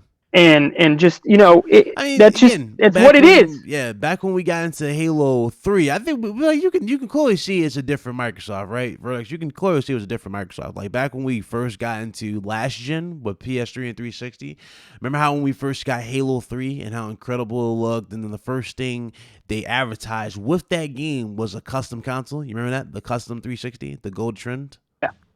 That was a different Microsoft. Yeah, that was a different Microsoft. That was an aggressive Microsoft that was in your face and was all about just, you know what I'm saying? Or just going to get, or just are really trying to get the market share. That right there is the Microsoft that we need really to push Sony to, you know what I'm saying, to continue to be, you know, what they're doing. But the thing is, we're not getting that Microsoft. Microsoft just about like, hey, we can get money wherever we can get it at this point from, you know, the console or from the games. And that's why they're pushing the software everywhere. They just don't care. We don't have that Microsoft no more. Their whole metric. See, the thing is, for the longest time also, I think they were investing more money into trying to outpace the PlayStation 4 because the PlayStation 4 always had a leg up. So Sony came into the game prepared. They knocked it out of the park to where they didn't need to worry about performance. We got what y'all want. Y'all want everything, you know, 4K, or not everything was 4K. What was it? 1080p, my bad. Everything straight up 1080p. I don't know where the fuck I was going with that, but everything runs 1080p on our console, right? Yeah. That's what it was saying. And so they ran that, and then on the top of that, they could focus all on their games. Yeah, let me answer Froggy in the chat. So he said, how can you say that? Because they just bought 15. Oh god, this needless console war stuff. It's common sense, Froggy. It's not console war or anything. Again, if you want console war, you're on the wrong channel. I'm speaking common sense here. The whole 15 studios is nothing but a blank slate until we see results. We haven't seen a single thing from these 15 studios. I want to give Froggy a little thing though. Froggy, I want you to point out. I know I can, because a lot of the studios Microsoft picked up, they have a lot of good games that came out in my childhood that I really enjoyed. But I want to know what games, Froggy, like what games really took your mind from the past that those developers took up. I don't get that. Other than Hellblade. You can't say Hellblade. It's more of a commitment to change. It's not just a commitment to change. It's about results. That's what gaming's about. It's not just about you making empty promises. It's about results. That's what the consumer looks for, results. When Phil Spencer said Xbox One X was going to take full advantage of high fidelity VR, they were waiting for the results of that of that statement. They were waiting for VR. Did we get VR for Xbox One X? Did Xbox One X take advantage of HTC Vive and Oculus Rift? No, it did not. We did not get those results. So I'm trying to get to you. There is these empty promise words you keep talking about. 15 games, 12 teraflops. That's just empty. That's empty promises. That's a blank slate until I see results. You're talking about Hellblade 2? Again, who didn't know Hellblade 2 was coming out? Who didn't when they first bought them? Everybody said Hellblade 2. We weren't expecting nothing else but Hellblade 2. I wouldn't be surprised if Hellblade 2 winds up on PlayStation, to be honest. Let's be real. I wouldn't doubt it. Yet. Yeah, I don't know about PlayStation yet, but I'm telling. Yeah, I mean, again, if they did some, listen, I don't even want to get into that. Watch Ori and the Blind Forest, bro. That's look at Ori. Look at Ori and the Blind Forest. Yeah. I'm telling you, they're already doing it. I'm telling you right now. Here we go. Here come the excuses. Give them time. We've given them a whole generation to deliver results. I'm not giving anybody time. I'm not making excuses for any company. I'm all about results. When I see results, that's when I react. It's that simple. So far, I haven't seen anything from that company. Nothing. Majority of the companies that they picked up, they tell really good stories. Majority of the companies they picked up do RPGs like Wasteland, like Baldur's Gate, like Pillars of Eternity, like Vanquish, stuff like that. That's the type. So I can understand. They know they have writers. Those companies have writers, and there are multiple companies that do those type of games. They have really good storytell writers. You clearly are new here, Froggy. You clearly are new here, and you don't watch the content. I've been putting a lot of stock and faith in what they can do in the future. You're clearly not watching this content. You get me mixed up with some of these other YouTubers. I'm not saying anything's a failure or anything. I'm just saying 15 studios, I haven't seen a thing from these 15 studios. Dudes saying Microsoft's dropping knowledge left and right. Yet, I haven't seen anything about these quote-unquote games. I haven't even gotten a Sony to the same standards. Exactly. It's all about having the same standards going up. You're talking about you want them to be like Sony. You want them to be Sony. I'm not saying they got to be Sony. I'm saying I want them to be as aggressive as Sony when it comes to those first-party games. I don't want to see games like Grounded, and I see grown-ass men pushing Grounded as if that's something to compete against something like Final Fantasy. That's not something that's going to sell me on a new console. I need to see what you're going to do with this console. You know, you're talking about 12 teraflops. You have this beast. Okay, show me what you can do with the 12 teraflops. Prove that you can that you're worthy of the gamer's time, especially coming from this gen. That's common sense there. It's not going to be graphics anymore. It's going to be about gameplay from here on out. From here on out, it's going to be about gameplay. Just because you have the better looking game, don't mean the game's going to be awesome. I'll tell you what, I played tons of games in early access on PC, and I'm just like, what the fuck is this shit? It doesn't even work, but it looks amazing. Yeah. I mean, that's what it is. It's common sense. It's really common sense. I see more people talking about teraflops, not a single person talking about games. I just love it. I love that. I love that mindset. Now I'm being a dick. Look at you. You're being emotional when I'm talking common sense to you. Look at you. You talking about, Final Fantasy 9 exclusive.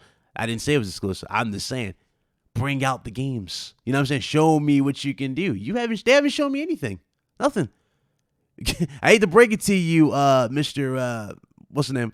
I hate to break it to you, bro, but Hellblade wasn't that wasn't gameplay. Wasn't gameplay that we saw the game. But that was in-game engine. That was in-game engine. That's not gameplay. Yeah. It's not gameplay. No, that wasn't. No, fuck no, that wasn't. You think that's gameplay? You want something? Yeah. No, he's fine. He's fine. No. Don't silence nobody yet. No. But I'm being honest. I'm being realistic with you. That ain't gameplay, player.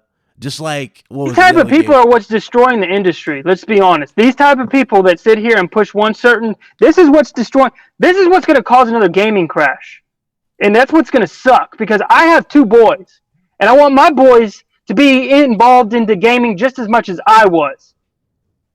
And when you have this type of people doing this type of shit. They're ruining it for everybody. Look, here we go. There we go. Hey, Bari, I want you to take note of the comments. Look at the comment he just said. What PS5 game have you seen gameplay? Have we even seen PS5, genius? Because somebody in the chat, have we seen the PS5 yet?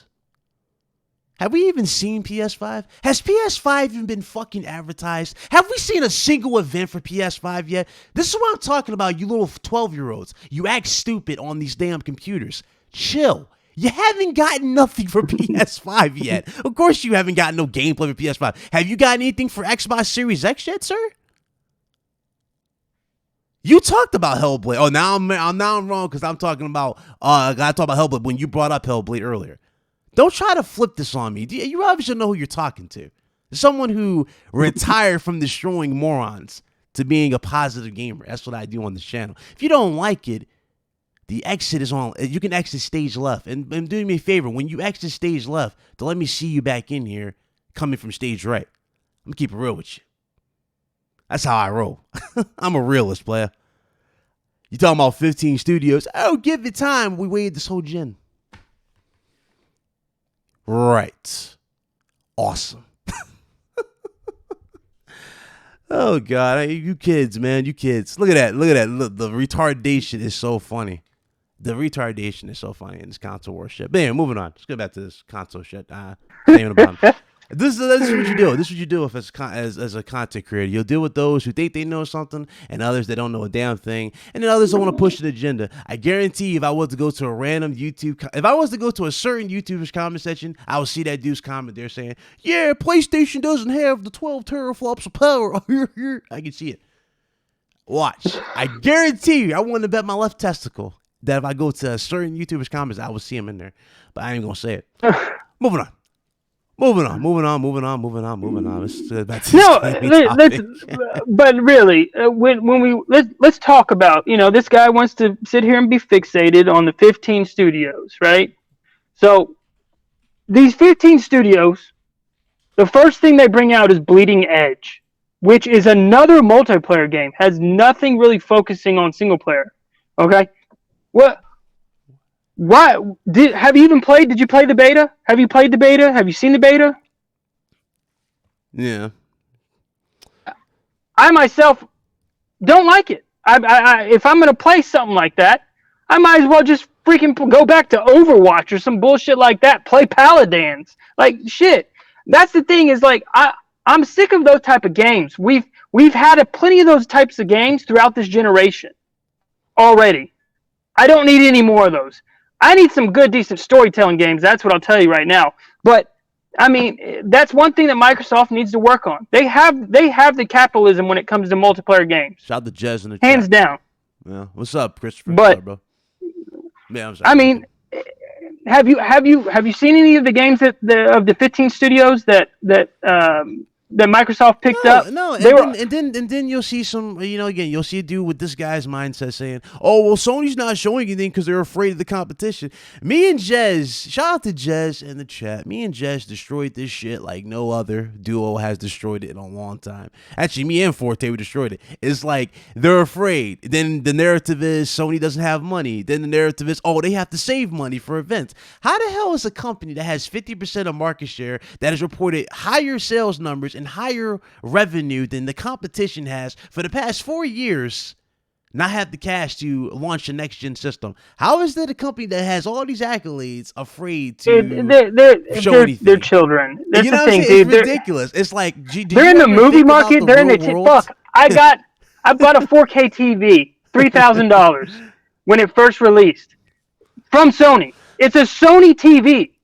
And that's what Sony has money in everything, dude. It's not, dude. Sony ain't going nowhere. That's what I'm saying. These kids, they're kids. And then they'll say they're Sony kids, can't afford it. And I'm like, dog, if you look at the real world, and they definitely haven't been gaming. They definitely haven't been gaming as long as you and I, because anybody could say, if you're an old school gamer, Sony always keeps quiet. Sony's never came out the box before Xbox, never.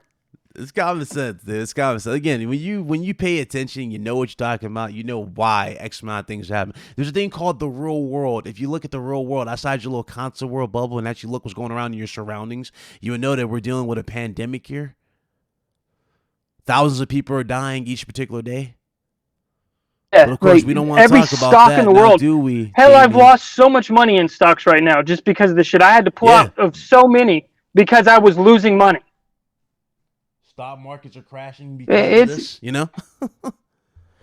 We're not having GDC, and now they're saying E3's not coming around anymore. It's like, dude, come on now. Come on. You stick too much on the gaming channels, and you need to pay more attention to the news channels also, okay? I'm just saying. I'm just saying. Oh, I ain't let them get me to this level. I just think it's the retardation. This is the retardation you deal with even on social media. This is the stupid comments you see.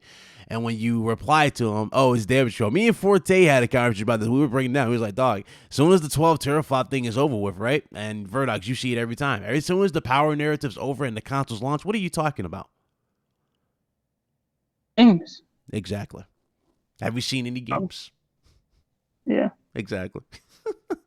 But again, okay, excuse me, that's damage control. Excuse me.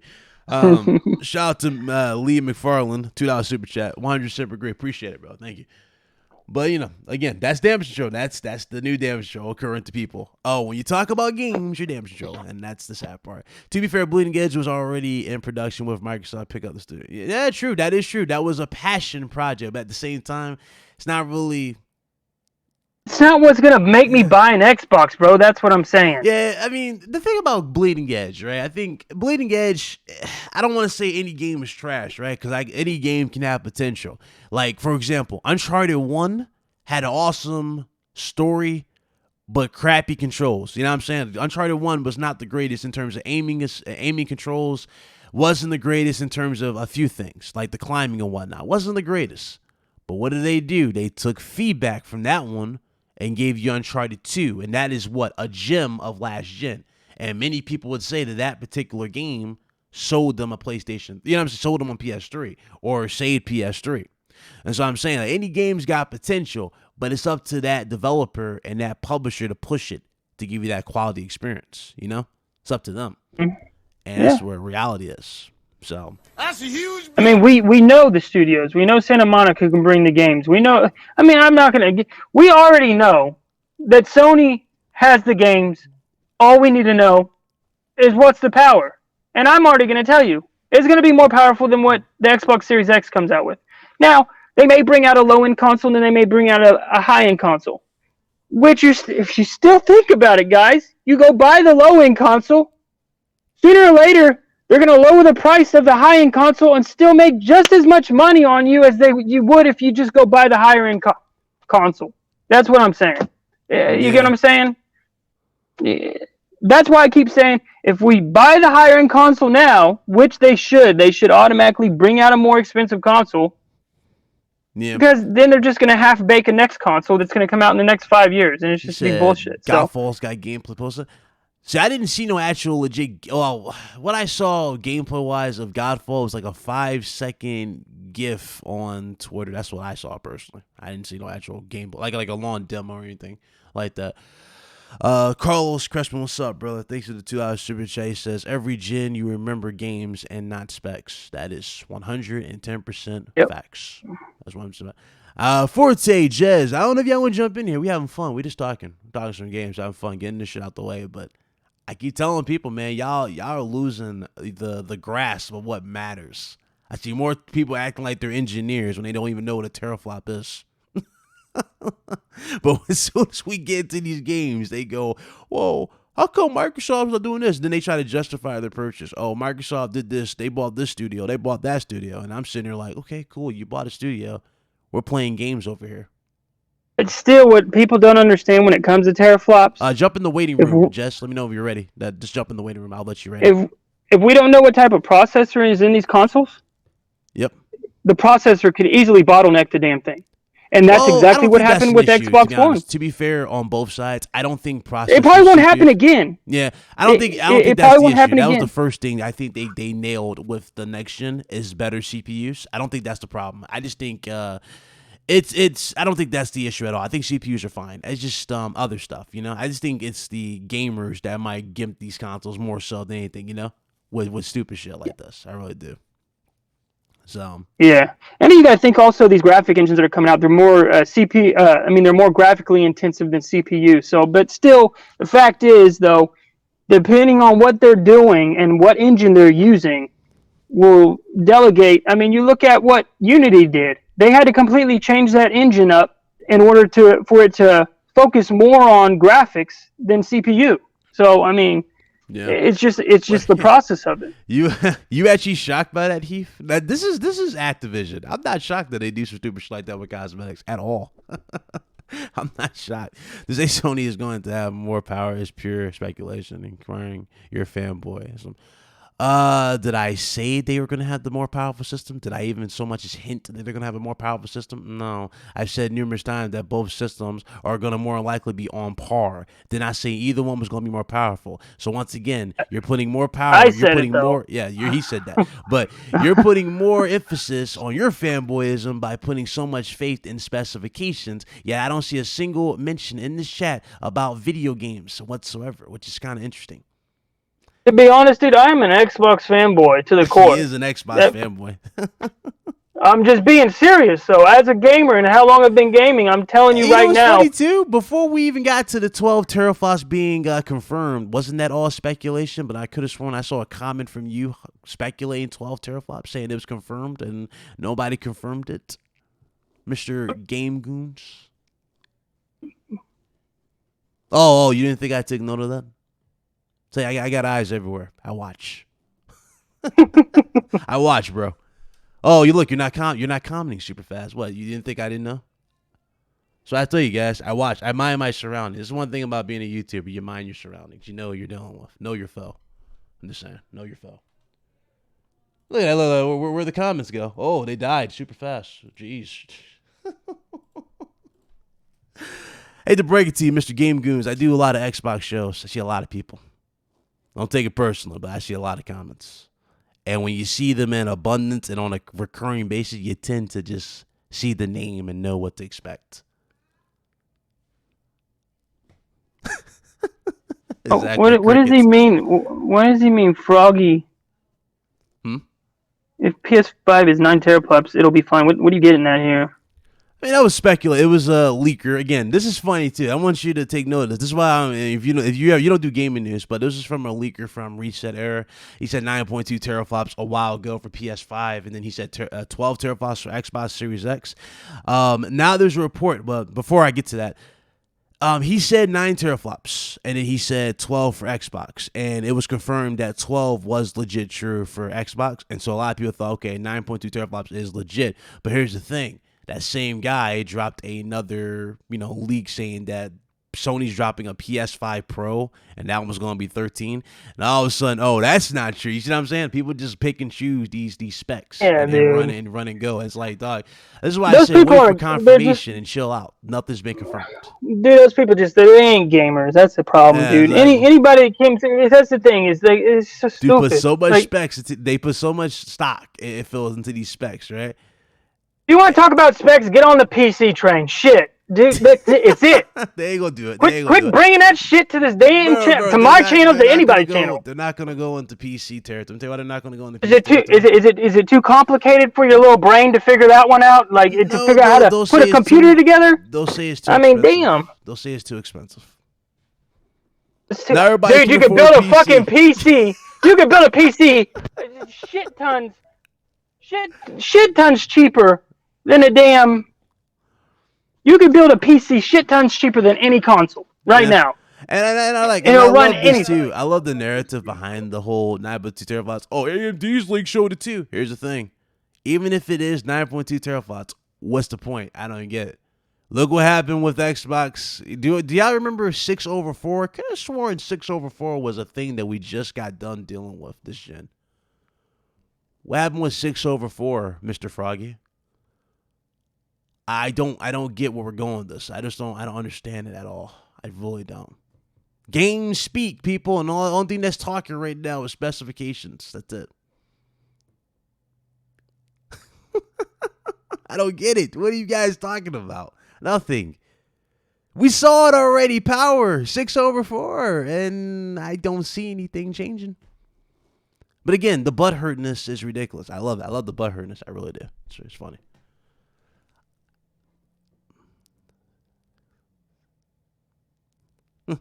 Oh, now you want to flip. Oh, I said it was fine. I said it's fine. Okay. But you're making it seem like it's fucking, it's a big deal, like Sony is far behind or something, right? I love it. Yo, what's up? Jez, what's up, brother? Yo, I had to jump on. I hear how did we get to talking about teraflops? I'm here to save everybody. Did you see that Ghost of Tsushima friggin' trailer? Oh, holy Lord, dude, we was crap. Yeah, we were ready to flip it. We were ready to go to that because, I had enough entertaining the retards. Yo, don't let people like. This is the thing. Like, do I? The thing is like watching that trailer. You want to go play the game. This is the essence of this whole thing right here. Just look at the trailer. Everybody's like, "Yo, that's fire! I want to play that game. I want to play that game." I want the system, right? I want the system. I want the system. Oh, yo, what a way to end the generation. Just look at that, right? And then why, when Microsoft shows a trailer, it's like it's a passion project. It's a B team. It was already in development. Before. Why you guys? They didn't own them. But meanwhile, let's go chant about the Outer Worlds, though. The Outer Worlds was a celebration game of the year. Microsoft had nothing to do with the Outer Worlds, okay? but Grounded, oh no, that's not Microsoft's thing. The thing is that there's a problem with them in the fact that Sony shows games and people want to play them, and Microsoft shows games and people are just like, well, that's not really what I want to play. It's still coming. It's still coming. And that's the problem. Why can't Microsoft drop bleeding edge gameplay or market bleeding edge to make it look like something people want to play? Instead, everybody's like, oh man, that looks like horrible, but it's fun with friends. Exactly. And the funny thing is, you just got done for PAX, dude. We talked about you were at PAX. Yeah. They didn't even advertise it at PAX. They didn't have no gameplay. No. And this is like, I don't know if it had anything to do with what's going on, but Sony had 3 booths that they pulled out because of the situation that was going on. So did Capcom. But Microsoft, they went in there with a plan, and they had Grounded in the agenda. I'm like, oh, Grounded's here. No, it wasn't on the show floor. Instead, they shipped out Obsidian to Major Nelson's White Glove podcast and had a little panel and showed a little bit of gameplay. One second. So he said, Big Cloud, it's Big Cloud, sir, not Big Cloud. But anyway, Big Cloud, you one of the big ass ponies out here. I guess he says I'm one of the biggest ponies. Comprehension is not your strong suit. Hell, your icon on Twitter is a goddamn pony. My icon is a pony. Guys, Jess, am I missing something? No, it's not. That's Salty. That is you got me mixed up with Salty's gaming. Again, you don't know who you're talking to. But I see that you're so invested in console war and specs. Hell, I already exposed you in the chat. I already told you. I seen your comments. I know who you are. It's specs. And guess what Microsoft's going to come back with next week, guys? They're going to talk about another friggin' console. Another console that you could buy. Final nail this coffin. You talked about specs and promises and empty promises in 15 studios for like what? Let's say 40 minutes. Sony just dropped a banger release date. Simple. More people are talking about this right now than your console. What do you think's going to happen when Sony drops the console? What part of that is not registering in your mind? I know everybody wants this Sony information. No argument here. I don't even know why you're even trying to act like a dick in the chat. You don't affect me. You're nothing. Everybody should be happy that Sony's quiet because it lets Microsoft just do their thing. And the thing is, though, is if you love what Microsoft is doing, then you shouldn't even give a shit what the hell Sony has to announce. But why? Because what happens is that Microsoft thing is only as good as what its competitors doing, and you need to see what Sony's doing in order to feel satisfied with the trash that Microsoft's been dishing out. The problem is that if you're happy with what Microsoft is doing with the 12 teraflops, whip it out of your pants, and then next week with Lockhart, whatever the hell that is, then that you're fine. Dude, there's nothing. Why you care about what Sony's doing? But I'm telling you right now, Sony's going to bring games like Ghost of Tsushima and other things to the PlayStation 5, and you're going to have to come up with just, I got 12 teraflops. Like, cares? No, that's a good point, man. That's a really good point. I like your point in the way you're thinking that Microsoft should, let Microsoft do their thing. And then, so they're not stealing each other's attention. So everybody's getting their own little spotlight. And also, every gamer's focusing on what's going on instead of we're getting all this damn information that gets thrown at us and half of us miss half the shit. So, I mean, I like that. That's what they should be doing. Retard's derogatory term. I hate to break it to you, but you've been acting like that for the past 50 minutes, Game Gooms. You might want to reevaluate your mindset. Just saying. But like everybody loves what Phil, like what's going on, and the people love what's going on. Just be satisfied with what Phil's doing. They're giving you the most powerful console. I question what games you're gonna play on that console. But the thing is, if that's great, why are everybody eager to talk PlayStation 5? Sony just showed today there are games coming. God. Bro. There are games coming. Just read Froggy's last comment, please. Just read his. All right. Right? He says, I'm going to buy both. I am fine with waiting. What is he talking about? It's a bit strange for Sony for them to stay so long. What's a bit strange? That they're not talking about PlayStation 5?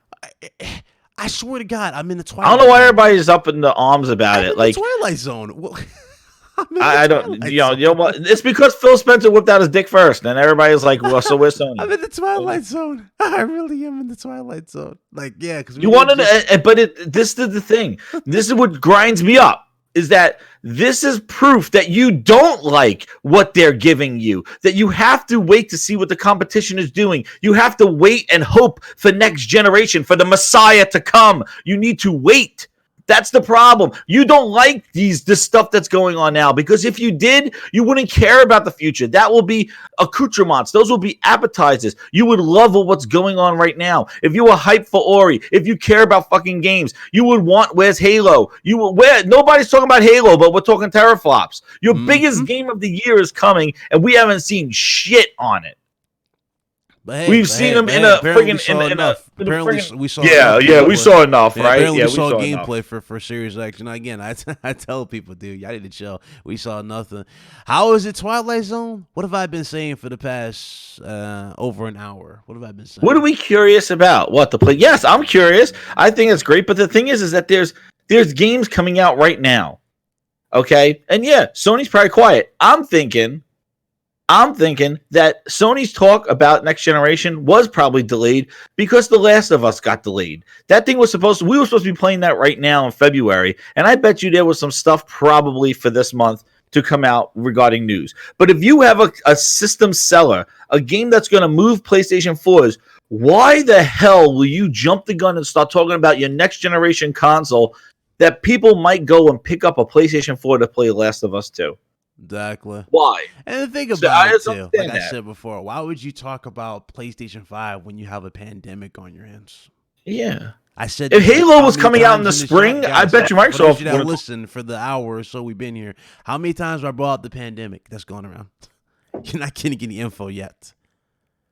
It's odd and strange because they're dealing with a pandemic where people are dying left and right.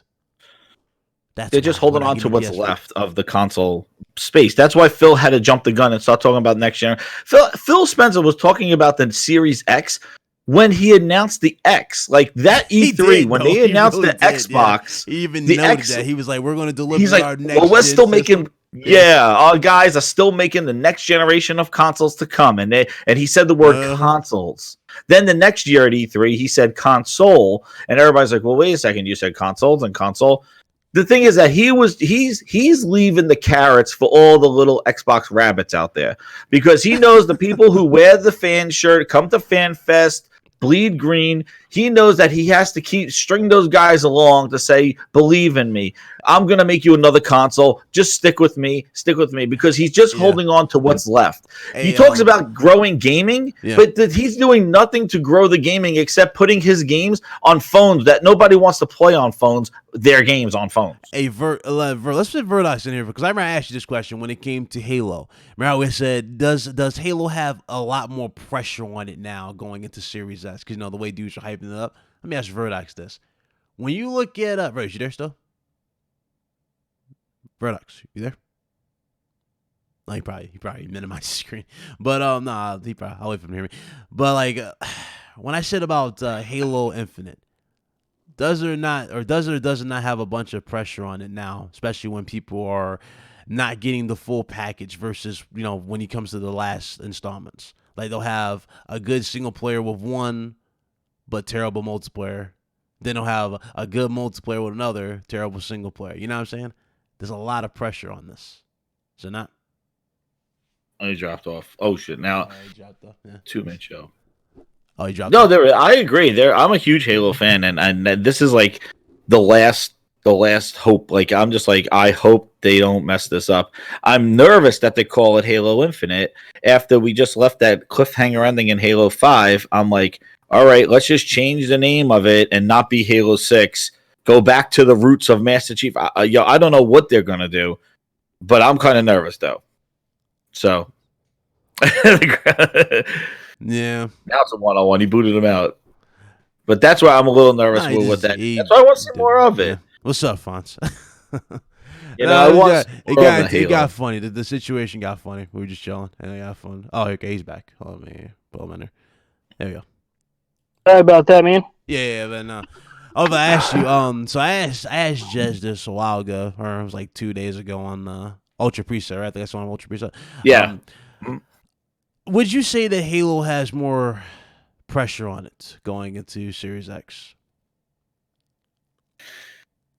Yeah. Oh, yeah. Yeah, he think right. I think so. You think it has The more pressure? biggest. The biggest pressure? The biggest. The biggest pressure. Yeah. What you mean? Hell yeah. Pressure going on the Series X or just coming out? I just say just the coming pressure out. on just the game itself in terms of delivering, because it's a new console. It's a new console. Yes, inside. Yeah. totally, Yeah, a lot more totally. pressure. Yeah. Yeah. I hope they do. Like I really like they can't mess up Halo anymore. Like this is it, man, because they have done nothing this generation to build the next Halo type franchise or Gears franchise. They've done nothing this generation to build up a next tier of gaming of IP.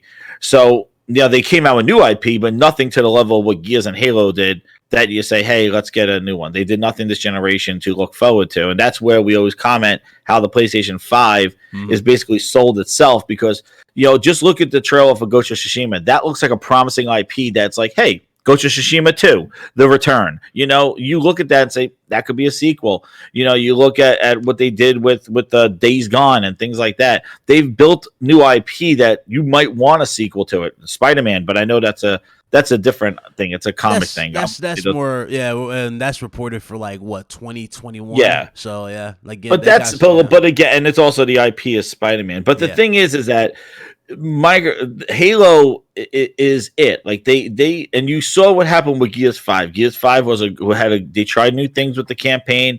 For some reason, I don't think they did enough with the multiplayer. They really didn't add the progression that kept people staying around.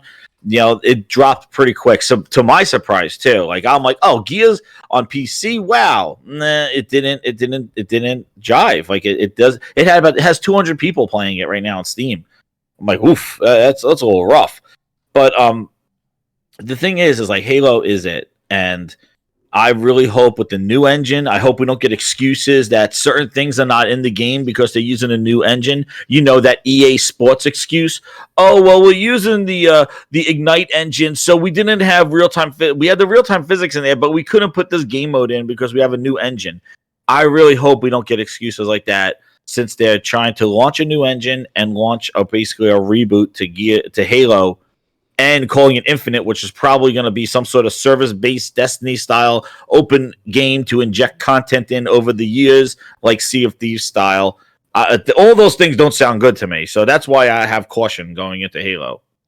Yeah, I agree. I think, dude, the thing is it's not made by the same company. It's a completely different writer. The writer is completely different. It's not even the same. Go look at it. I mean, that's the thing too. Is just if we're talking about multiplayer, I think they're going to be able to knock that. I think they're going to be able to handle that. But the story now. Even if you look at Halo 5, people say the multiplayer was great. I really liked it, but you got to look at what they didn't launch with Big Team Battle. They didn't launch with certain game modes in there. But they focused on that other game mode. I can't remember what it was called. It was called Warzone. Well, I think it was Warzone. Yeah, the Warzone. Warzone with the rec so that packs. shit was. It was pretty cool concept. I didn't like the rec packs. I thought they were kind of disrupted the game. It was a way for them to get in the microtransaction game. Let's not even lie. No, it was totally. They were like, how can we make some money off of this? Is that I had the free DLC, which was really cool, but then they put them in the rec pack, so you had to buy certain level rec packs to hopefully get the new DLC items. So, y'all remember how many hours it took in order for you to gain all the skins and everything in the game? Oh yeah, I remember that being such a big deal, and then they lowered it in there. Yes, yeah. I remember that. I remember that shit. It was a great concept where you kind of have a death match or a conquest type thing, and then there's AI, AI characters in there. It was pretty cool. It was a cool concept. Then they added firefight, which really wasn't it was okay. It was not really firefight as we know firefight. Yeah, they just put they put waves of enemies in there, but it's been 5 years. And they haven't really done anything. They're trying to still fix Master Chief Collection. I thought it was a bit spooky that they just dropped Master Chief after the hype for Halo Reach coming to PC. They just kind of stealth dropped the Halo 1 on Steam and PC. They didn't they just stealth dropped it. I heard there's even some glitches and stuff. I downloaded it. I have to play it, but I really don't want to go play that again. I played through that game so many times because I played it when they remastered it on the 360 for the anniversary, and then played it again when I got Master Chief Collection when the Xbox One one. Enough is enough. Like, I can't keep playing the same old games. To that point, bro, where if they don't deliver the new one, they're gonna have to do what Capcom's doing, where they like remake them. Yeah, and that's probably gonna be the. This goes back to what I was saying earlier. They're trying to make the most amount of money off this game so they can feed and funnel more money into Halo Infinite. And what kind of makes me think, I don't know if anybody's thought about this, but just the name alone. Do y'all think this is the last Halo? Spooky. I think this is gonna be. I think they're gonna do something in game. Like, I don't know if you've ever played Dead by Daylight. Yeah. They never bring a new game. We just bring you expansion packs. We'll bring you new packs, new characters. I'm thinking this is what they're gonna do. Yeah, that's from here on out. I said that back in the old Planet Xbox days when they were fixing Master Chief Collection, and I got scolded at saying that the next Halo is going to be a platform to inject content, just like Minecraft. They're going to give you a world, and they're going to just add stuff to it and just keep expanding it. Yeah. So, like, the game day one is not going to have everything that you ever wish is in a Halo game. They're going to have some stuff, but then they're going to listen and use quote-unquote fan feedback with horseshit, and then they're going to give, here's that thing that you guys asked for. That's that thing. And that's another way to keep Halo in the news cycle, and it's to keep it fresh, to keep people subscribed to Game Pass. And I said that Halo is going to be a platform. They want everything. They want to hit that Minecraft money again. They want to have something that's just out there, and they could just throw content in it. They're not going to make another Halo. This is Halo with Alan forever, and they're just going to keep adding stuff to it. And that's what I said. I got scolded. I was like, they're like, no way. Halo's going to be Halo. There's going to be a single player and a multiplayer. And then all of a sudden, they announced Halo Infinite. I'm like, shit, see, I told you. But you want to know what it is? That company's not the company that made Halo. They're doing Destiny 2. Destiny 2 is doing Destiny's doing very well. You're not going to see another Destiny. I know Destiny, the first Destiny, that was something, and they wanted to test subject it, and they had something going on with Activision. Yeah. I think they saw something coming in the works down the line, and they were like, guys, we need to get out of Activision. We need to figure out what we're going to do, because they don't tell you everything, but something went on. And so they released and rebranded the name and then bought the rights for it. Yeah, someone went down. Then after that, now you look at it, Destiny is never going to have an issue. They're going to just keep feeding content into that game. That game's going to be around all through next generation. And that's another problem for Halo. Like, that's another problem for Halo, that the fact that Destiny still exists and Bungie now is running the show. Like, that's going to be competition for Halo. Like, everybody's going to be like, well, this is just like Destiny. Yeah, Destiny does Halo better than Halo. I know, and that's another challenge that Halo has, is that they're gonna have to do something different to they can't just do a Destiny model. And also too, in another year where Call of Duty kind of got that reboot this year. I loved Call of Duty this year. I think they did it amazing. They got me back into it. Single player cool, that multiplayer. Oh man. They're cool. I like both of it. But the Call of Duty, but you can admit, at least I can. I like what they did. It's more realistic. It feels like Call of Duty military shooter this time. Well, Call of Duty, it's just Call of Duty 4 reskinned. It's just Call of Duty 4 reskinned.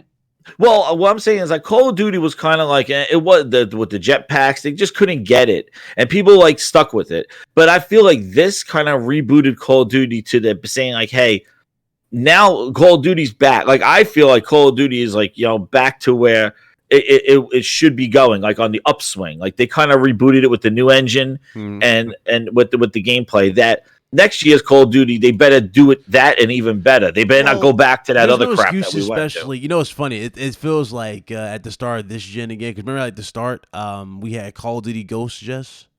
Yeah, and they were I remember new that. consoles, new and shit. The dog model. And the game was trash. But I'm saying, that netcode needs to be fixed. That's all I want for them to really fix for Call of Duty. That shoot first and I die first shit. Is the most annoying dude, that wasn't shoot first and die. That was lag switching, baby. Someone had a lag switch right there, and they just flipped that shit back. I'm not gonna lie, I had one hooked up, man. It fried my fucking motherboard on my original Xbox, man. Oh, But I'm saying like this Call of Duty is a lot better. It's not as twitchy as the previous Call of Duties. They more laid back, reserved type. Yeah, of but what I'm saying is like you got Destiny, you got Call of Duty on the upswing, and now you're gonna put Halo in there. It's gonna have some competition this fall, with those games being in existence, and they're really gonna have to deliver this game. And I'm hoping it looks like that original trailer. It's open world, like they hope they know what they're doing, and I hope they don't let the Game Pass money dollar sign eyes get in their way. I'm really hoping that, because my fear was when they announced first party games going in Game Pass, I was like, there goes the traditional type games that Microsoft makes. Like first party games, we're never going to get a traditional game. It's going to be compromised some way for Game Pass. Either it's going to be episodic, huge microtransactions, or it's going to be a small bite-sized game. And that's all we've been kind of seeing.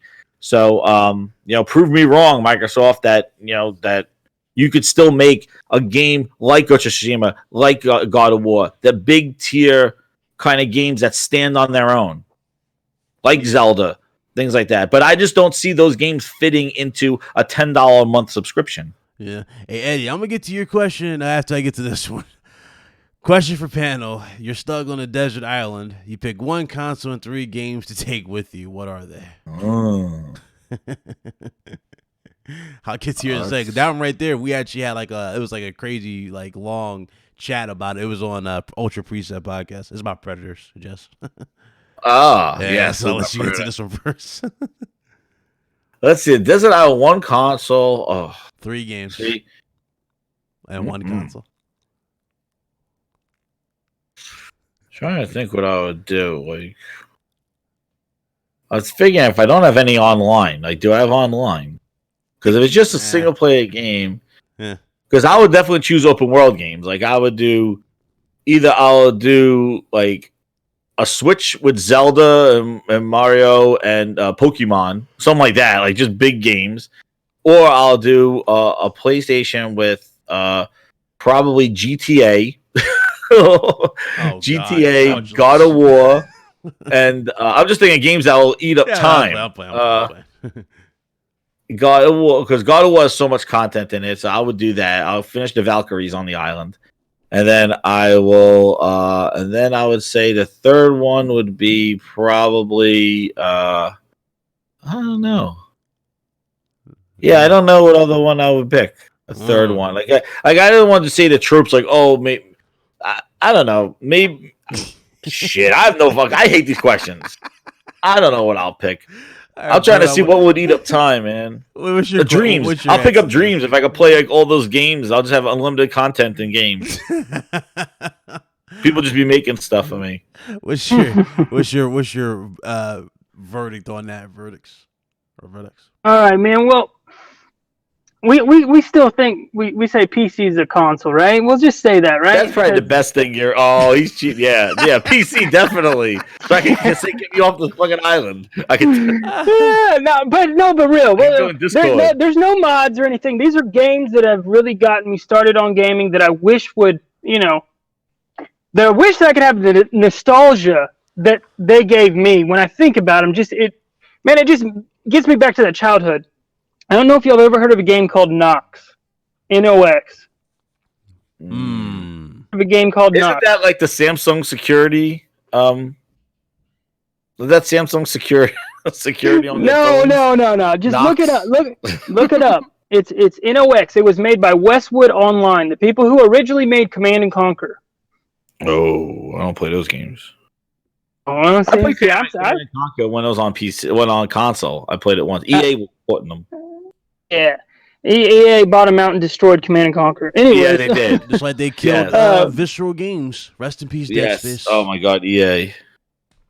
Then my next one would probably be Star Wars: Knights of the Old Republic. Okay. And then the other one would probably be 3. And Jade Empire, man. I mean, I don't. Jade Empire was good too. I don't know. I want to say Fight Night Round 3, man, because I just love the shit. That was the last final game, or even Def Jam Fight for New York. I don't know, man. There's Yes. just too many of them, dude. Those There's are just great games. Too many of them that Oh I my remember God. from Do you my remember- childhood. You remember when they showed that at Xbox 360, they showed the demo. I played that demo to Fight Night when they announced it at the CES. They showed Fight Night and they had the demo was releasing that day, and it was January after the 360 just launched in November. It was in January they announced Fight Night demo.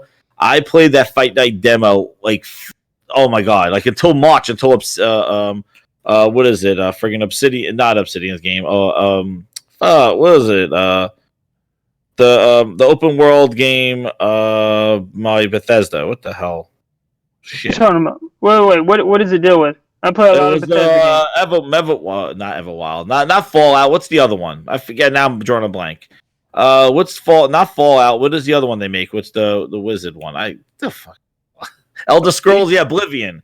That's what it is. The Elder Scrolls. When that came out in March, I'm talking about early 360. Yeah, Oblivion. That's what it was. That came out in March. That was a huge deal coming to consoles. We'll come to the 360, but they released that Fight Night demo in January, and I played it for 3 months. Man, that Fight Night demo, it was using the 2 sticks, and you only had 2 characters. You only had 2. I actually got the demo in the Xbox magazine. Yes, you get that. I had the demo like it was downloaded online. I was like, "This is the future. We're getting stuff like day and date, like over the digital marketplace, and you could download the demo." Oh my God, yeah, that Fight Night demo was sick. Fight Night was incredible. Oh my God, that was. What was the first game y'all played? What was the first game y'all played on the PlayStation 3 and Xbox 360 area? Can y'all remember? First game on PS3. Perfect Dark. I got it day one. I know I got it day one on 360. I played Resistance Fallen, man. And I was so young with Resistance. Resistance, yeah, that was a good game. My jaw dropped with that shit. I was okay. Why wasn't there a lot of advertising for this game? That was the first thing I said to myself. This game is fucking incredible, especially with the first opening sequence. So that was my first one for PS3. 360, if I'm not mistaken, was it King Kong or something? There was that King Kong my God, King Kong. Yeah. Peter Jackson's King Kong, baby. King Kong. Yeah, mine first was the 360 was Perfect Dark because I love Perfect Dark, and I didn't get a PlayStation 3 until God of War came out, so that was my first one. God of War for the heavy hitter. Oh yeah, man! I tell you, I got a PlayStation 3 about in 2000 2010, 2000. Yeah, I only had PlayStation 3 for a few years. Yeah, I got it. I got it with God of War and Uncharted, and oh my God, I liked Mod Nation Races. I liked that game. That, yeah. I remember that shit was fun, man. That was like a Mario Kart, but people just made their own stuff and stuff. Magic Kart. That's funny because it was basically Big, it was Little Big Planet, right? But it was basically Little Big Planet with racing karts. Like you could make all custom karts and characters. People make all different stuff. But Mod Nation Races, it was funny because when I purchased then, like when they were doing the remote play with the PlayStation 4, I bought a used Vita. Yeah. And I saw Mod Nation Races on there and I bought it, but. Yo, man, the Vita screwed me because a lot of those games still have those $10 passes and they shut down the servers and stuff. I'm about to call you out, though. If you ain't played MotorStorm, we got a problem, bro. Did play what? MotorStorm. Oh, yeah, I played MotorStorm. Those dirt physics, dude. The mud physics. Man, I saw that commercial. I was like, oh my God, it looks like I'm driving through chocolate. I gotta have it. It had a dope soundtrack. The game was sick. Yes. MotorStorm was. You know what's funny is that every time, so when I had my 360, every time I went into like a demo station, I always like wanted to play MotorStorm. Like that was like my most. Yeah. Shit, man. So many good games. So many good games. Let me get this question out the way. Y'all still there? Yeah, I think I'm here, man. Okay, make sure. I think Jez. No, it's probably Discord. No, the stream pause. Yeah, with that Discord thing. Okay. So Let me ask this question here. What you guys think of the multiplayer Predator Hunting Grounds? Jazz, I'm let you go last because you actually played it. But Oh man, yeah, who said that? Where was that? Eddie 87. I have the chat. Oh, 80. Okay. Yeah. So yeah, I got to play the Predator, the Predator Hunting Grounds demo at PAX. I played it a lot. I played like 4 times. I was the Predator twice, and I was the Soldiers twice. The multiplayer is 1 is the Predator, and then 4 are the Commando guys, which have different classes. The Predator has different classes of weapons that they could choose, but again, it was locked for the demo. But what's really cool about it is that the four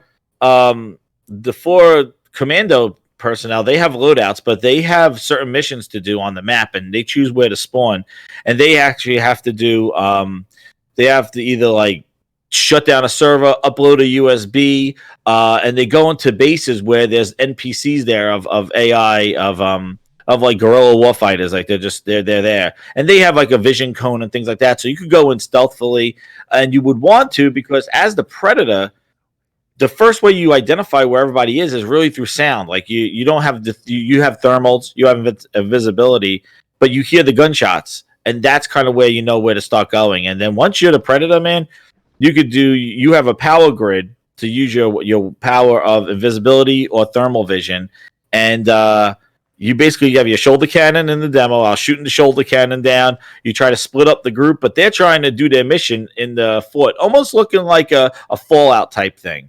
Where they kind of have there's a fort there, and they have to try to get into there, and you're the Predator just messing with them, and you want to kind of separate them out. Then when you get on the ground, you could slash them and stuff. What's pretty cool is that as a Predator, you have to confirm your kills. So if they're down, you got to get down there, hit the square button, and you rip off their head, and you wear it on your waist. I had a blast playing it. I played as the Predator. I killed the guy 7 times because they could actually respawn their whole team with like certain respawn areas. They could call in reinforcements. And then once they finish their mission, they call on a helicopter. And as the Predator, you could shoot down the helicopter. But that's the big standoff where all 4 of them, yes, slow-mo, it is less janky. It is totally less janky than Friday the 13th. And one of the biggest differences, I was telling this on the Ultra preset, was that the difference is that as a Commando there, you actually could kill the Predator. And he could self-destruct, too. He has the computer. You could kill the Predator. See, in Friday the 13th, due to the IP, you have no powers as a counselor. You just run around and just try to do your mission. You were just walking cliches in the horror movie. You just ran away. Yeah, exactly. So like here, at least you could shoot the Predator, and he bleeds, and he goes bleeding, and you could see his blood trail into the woods, and he could heal and come back. So in the game, he had about 3 heals. There was no it runs. I think it runs at 30 frames. I think that was something that I missed to say. Yeah. It runs at 30 frames. It looks really good. That caught my eye because it was in the Astro booth. And I was like, whoa! It looked like. And I'm not saying maybe as graphically impressive as Far Cry, but I had that Far Cry feel to it because it was very bright and colorful. And the Predator model looks awesome. Other cool things is that as a Commando, you could put mud on yourself. So there's little areas of where the water and the dirt mix, and you could put mud on yourself, and you put the mud on, and then he won't be able to use the thermal vision on you. Another cool thing is that as the Commandos, you could shoot off the Predator's mask, and then he'll have lacking of the thermal vision, and he won't be able to do the aim down sights. It's like all red. And he can't aim down sights from the trees. And the movement of the Predator, that's one of the things I was most impressed with. Like the Predator was like parkouring, leaping from branch to branch and climbing trees. Like you could just move like quick. And you could just you hunt them down in the trees. And the human players could actually shoot the trees and the branches, and you see it clears a vision. So he can't hide in the trees. So you could clear the top area. But you got missions to do. AI wasn't that great of the NPCs. They're just there to just piss you off, but they could kill you, though. They could down you at least. But they're just in the way. But you're trying to do that stuff while the Predator is trying to hunt you down. And it was fun. It was a good time. And, I hope there's more maps, like a night map, rain map. And the map was really big, though. Yeah. Like, it was a pretty big map. You could spawn in different areas and things like that. So, there was definitely strategy involved.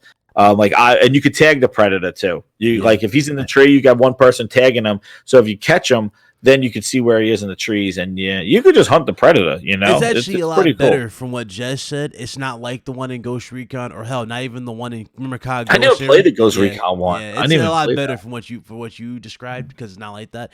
And also, the one in COD Ghost, if I remember correctly, in COD Ghost, when you played Predator, only thing you could really do was just sneak around because the cloaking thing would immediately cloak you, and you can stab, and you can also shoot the gun, the cannon, and then when you die, you turn into a Moab or a Kim Strike when you die as the Predator. And this one, you can kill the Predator, but I'm not sure if he self-destructs, right? I think you said you didn't know if he self-destructs. I didn't self-destruct, but I asked the dev there because he had one of my loadouts was the computer, and I was like, so I could he goes, yes, if they down you and you're down, you could activate the self-destruct. Now they could kill you. Yeah, they can kill you before it. Okay, kind of like implied.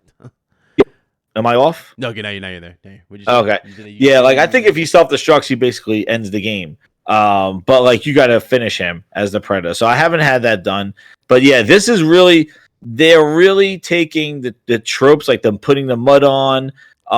It definitely is not like arcadey. Like it is definitely like a real good testament to the game. Like I think that to the franchise. Like I want to be, and also I want to be surprised that I also saw a pyramid in there, and I was like, oh my god, if they could throw aliens in there as NPCs, that would be awesome. Because there was a pyramid in the jungle. And I was like, oh, that was a place to spawn. I'm like, I remember that pyramid from Alien versus Predator. Yeah. But yeah, I tell you, man. Eddie, if you want more context to the game, I don't know if you saw the interview, but I interviewed Gio Corsi. He's on the channel. It's like on the channel. It's a live stream.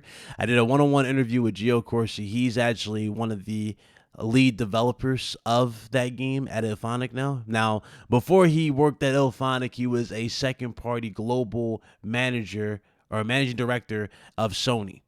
But now he works for Ilphonic, and he oversees Predator Undergrounds, and he was actually at PAX East. So if you want to see that, it's on the channel. Get more context. Yeah, and he bleeds green, so like as the Predator, you could actually see the damage on the Predator because he'll be just covered in green. And also he has like it goes on the trees, and it's actually as he walks away, so you could track him down and hunt the Predator if you want. But we were just trying to do the mission. But yeah, it was fun. It was a good time. The biggest question is how's the net coding gonna work? Like, is it gonna be laggy? Because you want it to be that was polished. the crutch from Friday. That was the crutch from Friday the 13th. So there is gonna be an open beta for anybody on. When's this game dropping in? Do you know? No, he like dipped out again. Oh, Discord. You gotta love Discord, guys. I don't know if y'all can hear me. You should be able to hear me. Am I here? Yeah, I hear you now. Say it again. There we go. Hello? Can you hear me now? Hear you now, yeah. All right, yeah. It drops in, I think they said it drops in April. Okay. And there's going to be an open beta for PlayStation, I think March 28th or 21st. Like one of those weekends, it's going to be free open beta. We all got to link up and play. We all got to link up and play this for sure. We do have to play. We got to test this because I remember I know you saw the interview, Jess, when I said I was talking about, hey, look, do you guys see more horror games in your future? Because I was like, it'd be cool if you guys did a Ghostface game. I asked him. Yeah. Sky's the limit. So if they can get this network to work, we might be on to something. We might be on to some cool shit. I would love a real Nightmare on Elm Street game. Yeah. I mean, I've seen gameplay and everything on it. But man, I think I've just I like the early release. We're talking about new, like you gotta go to the original gameplay looked horrible. It looked like PUBG. What I'm trying to get at here is that, man, I think I've played just too many of these types of games, man. I mean, over this generation, it's been a flood of these types of games. Yeah. You look at Evolve. I mean, I feel so sorry because Evolve, they even tried to come back. They went to Evolve Stage 2, went to free to play, couldn't survive, and that game was amazing. Then you got what was it? A game that just came out on Steam. It was a Discord exclusive game called Last Year. It's kind of fun. I mean, it's the same. Pick a monster, go attack somebody. Then you got Resident Evil 2, Resident Evil 3 coming out with the same multiplayer type of stuff. Thing, yeah, with that for. Dude, we got Dead by Day. The only developer I've actually seen be able to succeed is Dead by Daylight when it comes to this kind of stuff. Yeah, I don't know why. Got a lot of those horror guys too. They had a lot. They had this Ghostface and Freddy and a couple of them. And Saul character, yeah. And that they have. The thing that's the thing though. I think I've just played too many of these types of games to the point to where, is this gonna fail? Do I have to buy this?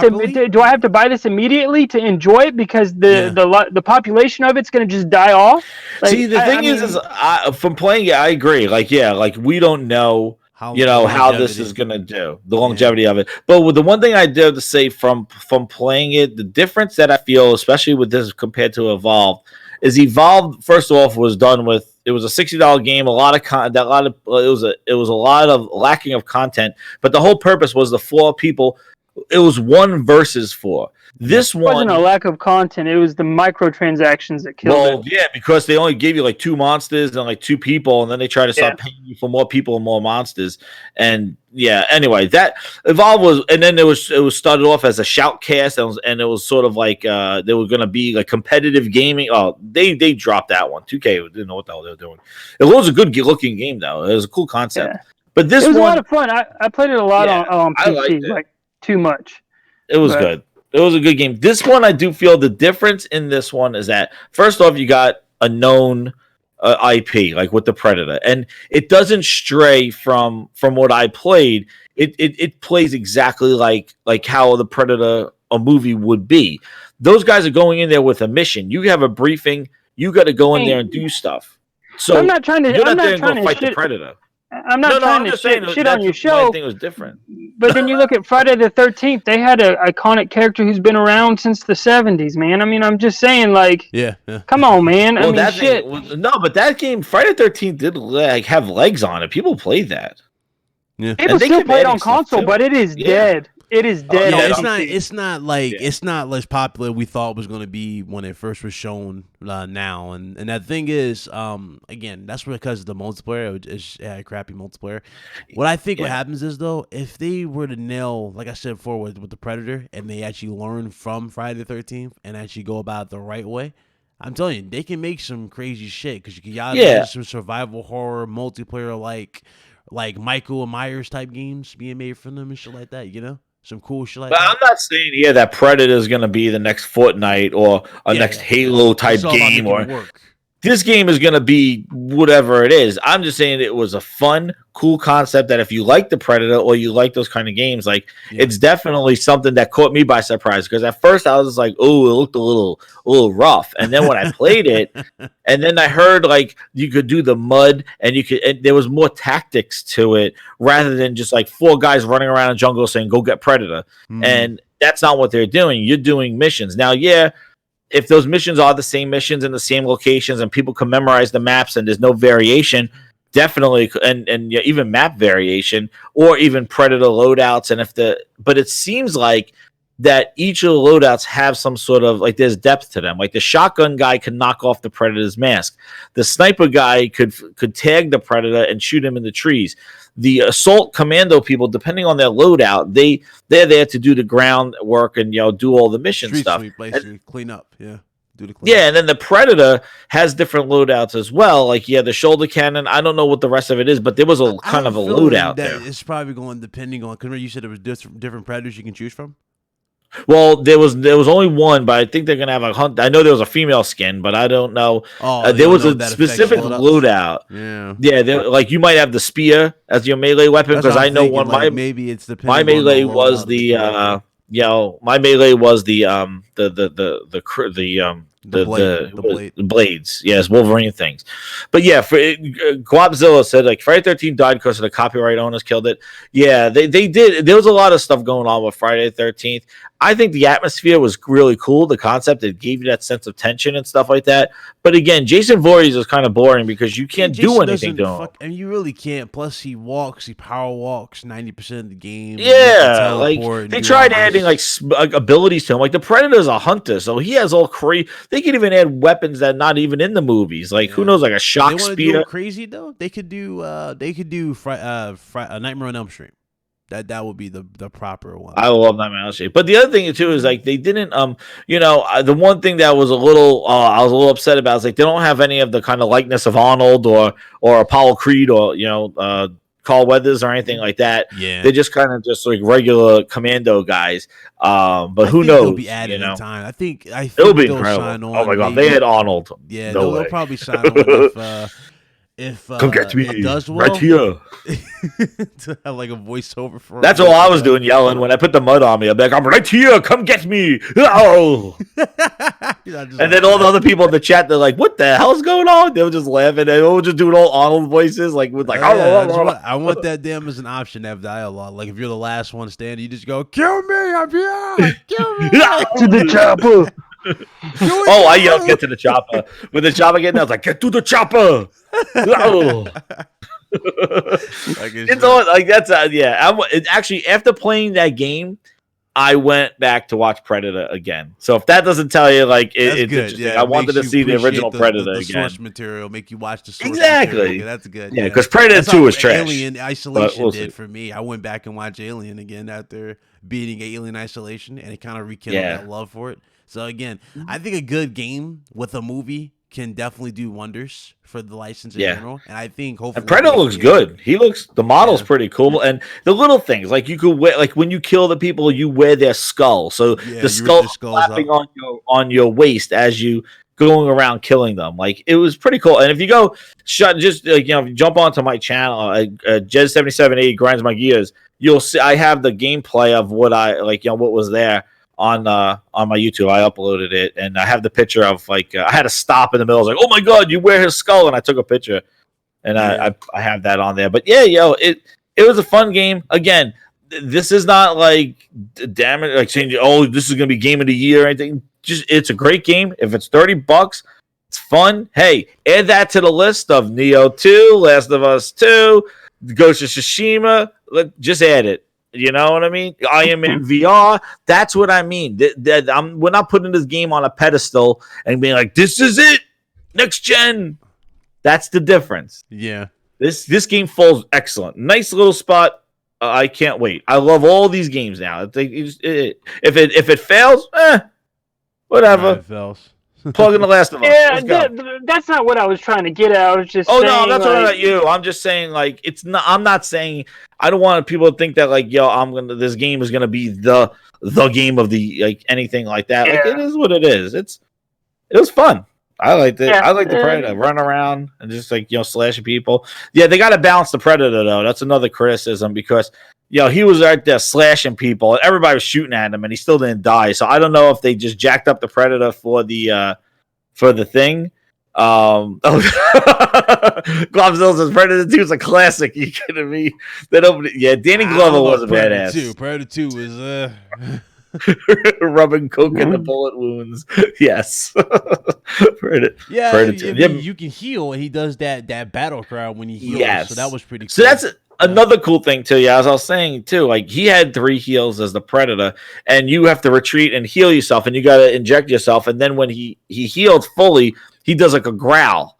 So like everybody who is the humans are like he's healing, so that he just jacked up now. He's at full health. So you hear that growl. So those are the cues that you get to know what's going on. Also the blood trail and things like that. Also when he shoots his shoulder cannon, the laser beams, you'll see those coming from the trees and they'll come together, and then he shoots this cannon that has this big splash effect. Hold up. He brought up Predator 2. Man, let's not even bring up Predator 2 though, Guapzilla. I gotta watch that one too. Remember Big Willie, the dude that had the bones and shit, like he's from the other side. He gets killed. He gets his head ripped off. Like, come on, don't bring up damn.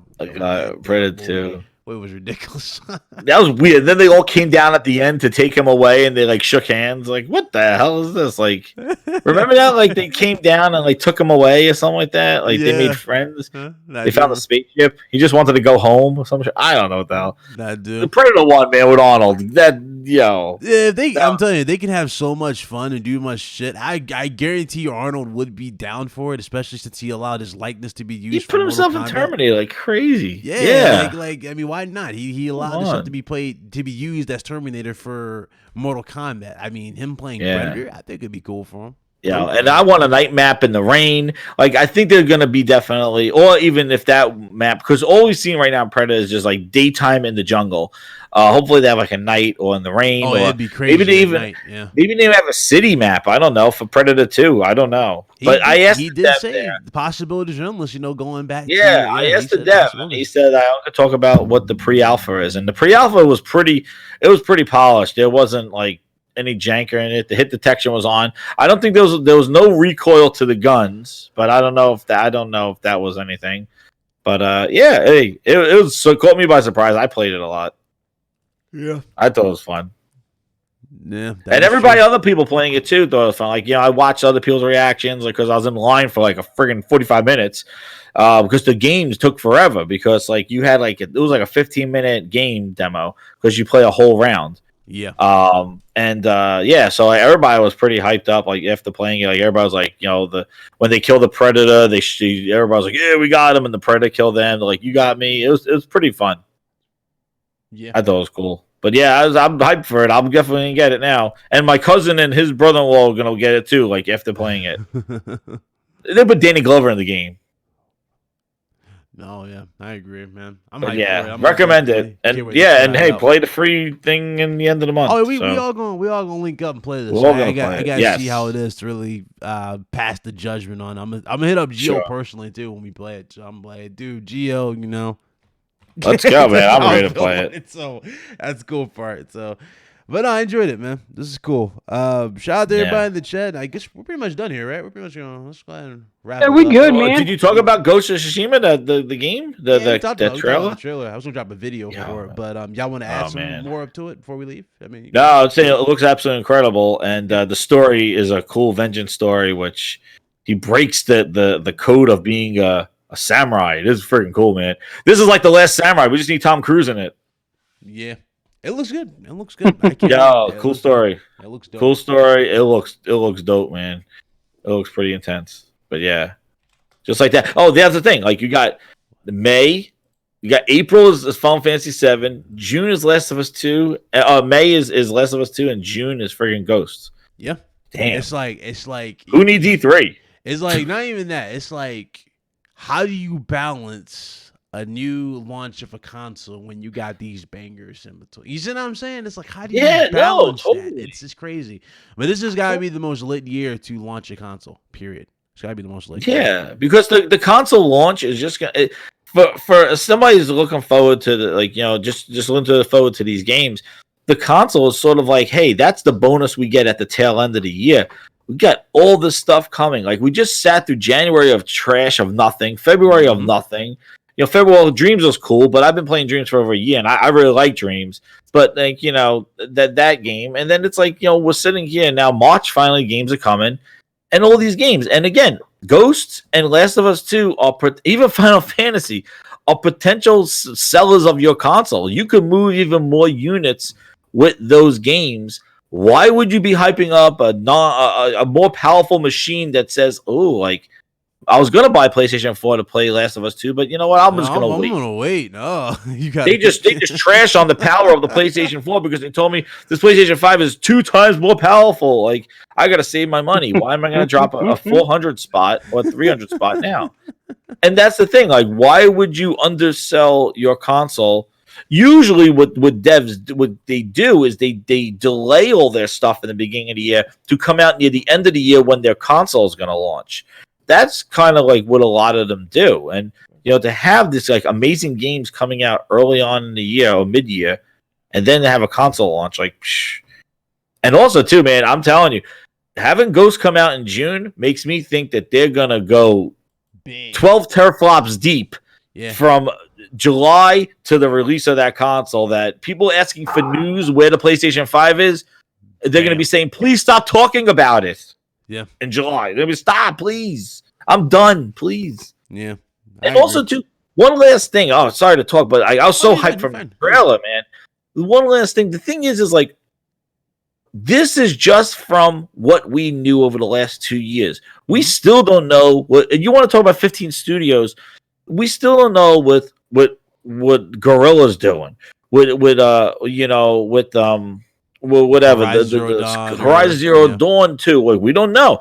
God of War 2, and Insomniac's making Spider-Man 2. We don't even know what half their. You know what's funny? They're reportedly making another studio, and this studio is working with Naughty Dog, and people are saying another Uncharted. Oh my God! Yeah, like, that's the thing. You don't even know what they're doing, but you know the caliber of games that they've been putting out, which makes you excited. See, that's where I'm just like kind of on the fence with those 15 studios. 15's again, quantity over quality.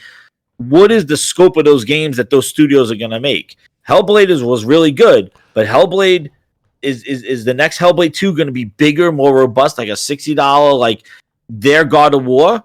Or is it going to be just like Hellblade 1, which was like, hey, it's a $30 Game Pass game, very good 9-10 hour game. It's cool. We added better mechanics. Man, I can already tell you they're going to fucking blow that shit out the water. Like, I hope, man. That's what they need to do. Blow that thing out of the water. Make it huge.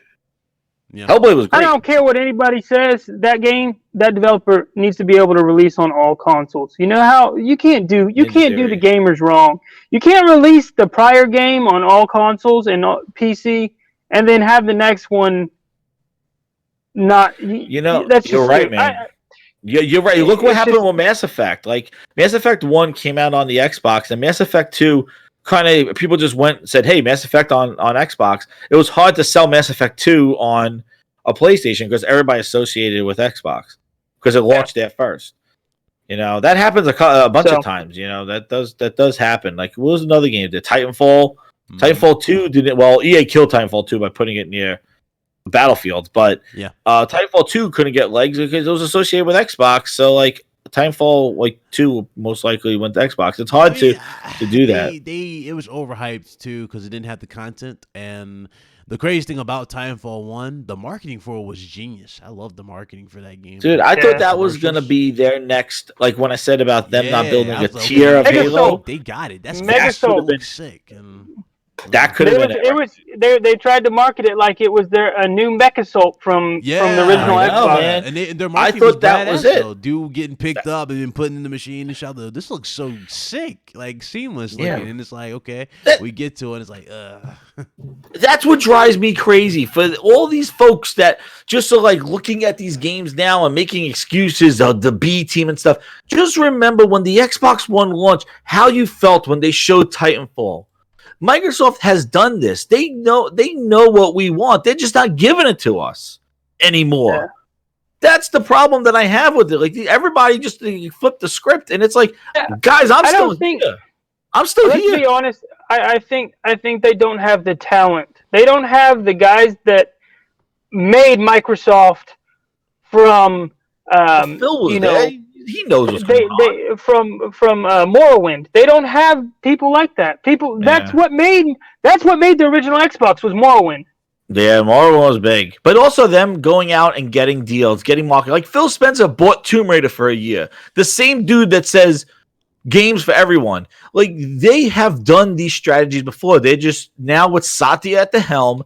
Those kind of moves are not, I guess they're not important because that drives consoles, which they really don't care. They want to drive the services. And the problem is that as console gamers or as people that spent years following Microsoft and listening to them become legitimate in the console space, to watch them just go poof. Yeah. Over the last 2 years, like, man, we have poof. Dude, I'm surprised they didn't buy Titanfall. I'm with you on that, Guap. I'm surprised they didn't buy Titanfall. Just like I'm surprised. I thought it was prior though. I thought the buying of Tomb Raider was prior, before. Yeah, it was before. But it was moves that they made before. The deal was made before Phil came aboard. Well, Phil announced it at that. He was all about it. He had to. I mean, he knew about it, but it's not like I got Shadow the Tomb Raider on the system right now. I haven't fired that up yet. Well, whatever they did, I'm just saying, maybe if it's not Phil, but the thing is that Microsoft made moves. They got the Call of Duty multiplayer. They did Titanfall. I just want to know who was the person, if they're still there, that saw Titanfall and said, "I want that on my platform." because that person does not exist anymore. Who's the person that's going there and saying, yeah, Final Fantasy 7, no, you're not going over there. We're paying the money. We want you on Xbox. Yeah. You know what I mean? Like, where's those people?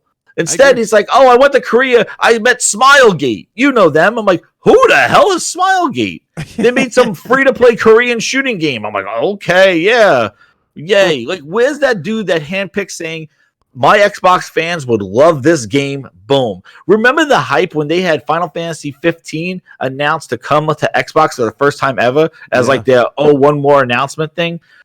They're not like, where is this stuff? Like, to pay for, see, you don't like paying for timed exclusives. But the thing is that they had to do that because they didn't have anybody making good games for them. Their first party was not there. So they had to buy timed exclusives.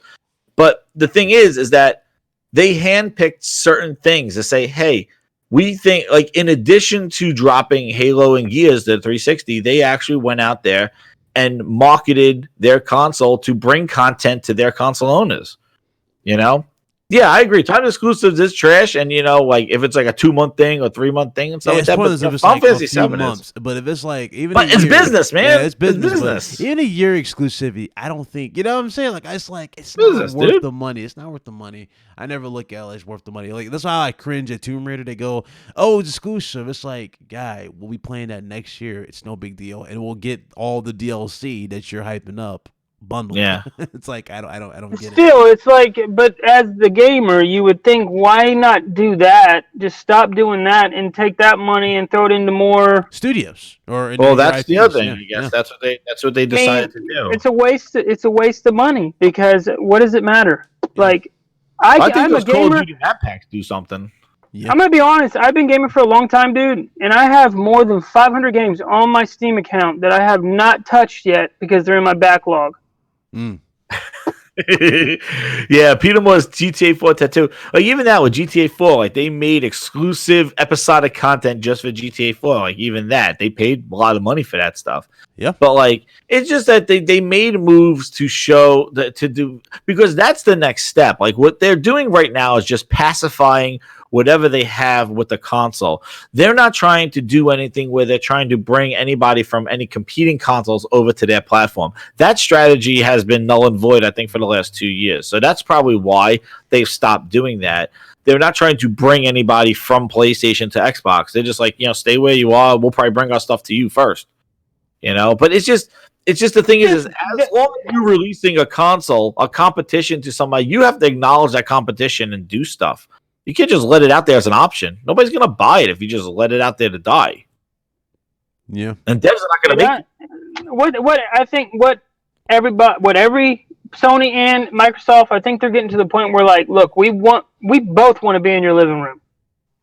That's it. Yeah, well, that's Microsoft. They'd rather be the accessory. Like they'd rather be the thing is that they grew. They spent so much money, like they just spent so much time, money, and effort to establish themselves as a legitimate console, and then just to be like, well, the console's now an option. You can play wherever you want, and it's sort of like, it just seems like just admitting defeat, and it's like you're done. You're not going to try.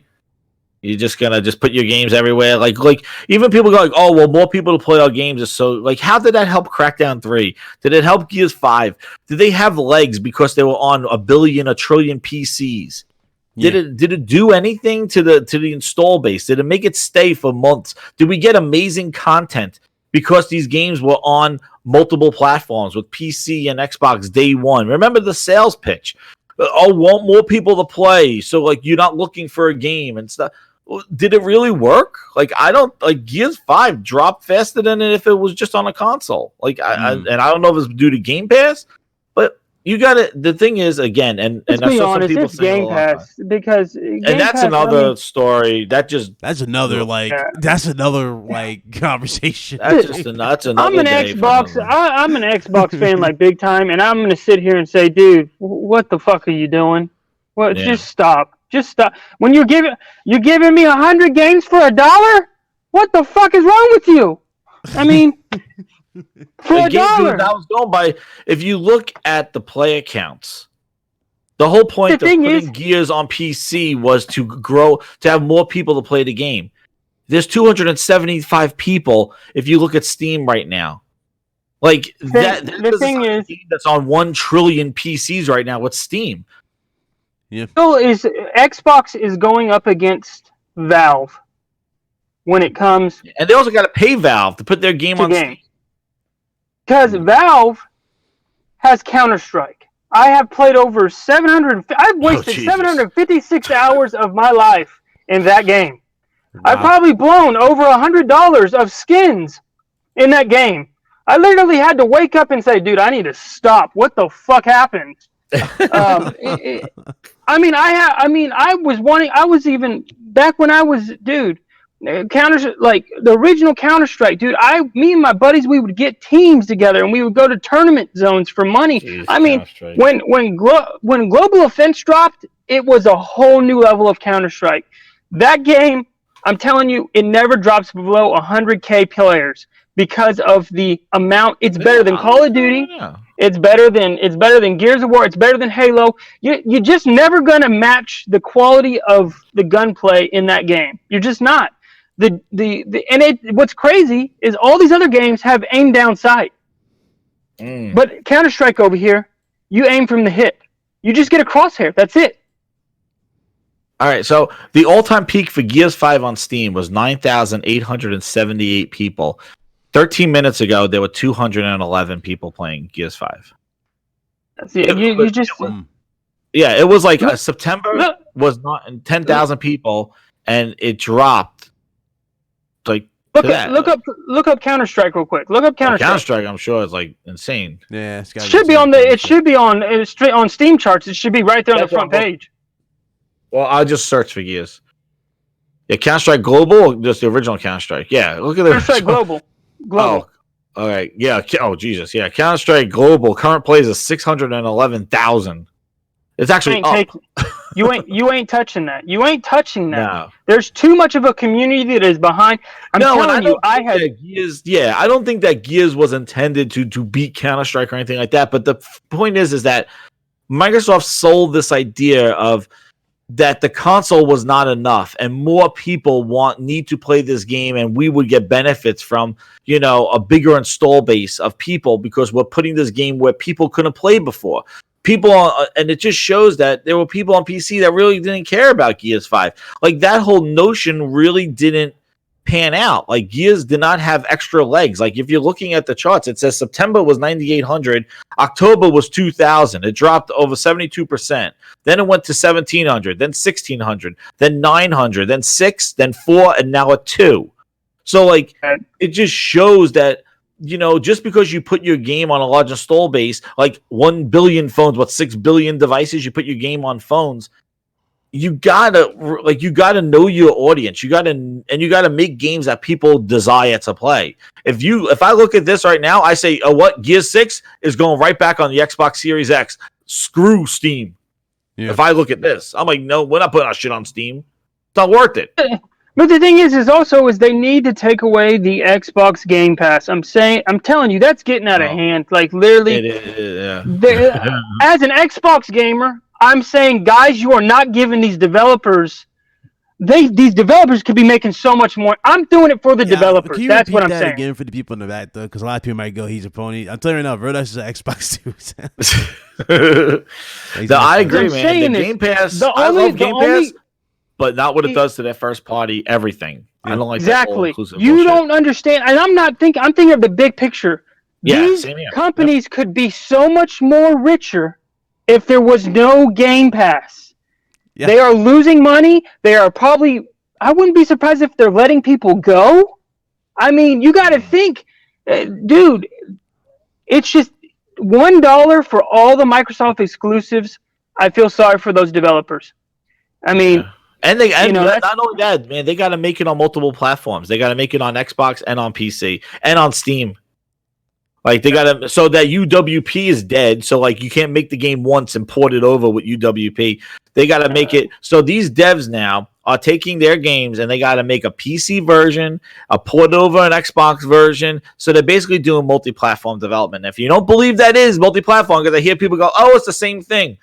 You could go back to the old days of Planet Xbox where we interviewed the State of Decay 2 developers and Merc 305 the head of the Ultra Preset podcast, asked the question directly that will echo forever in my head.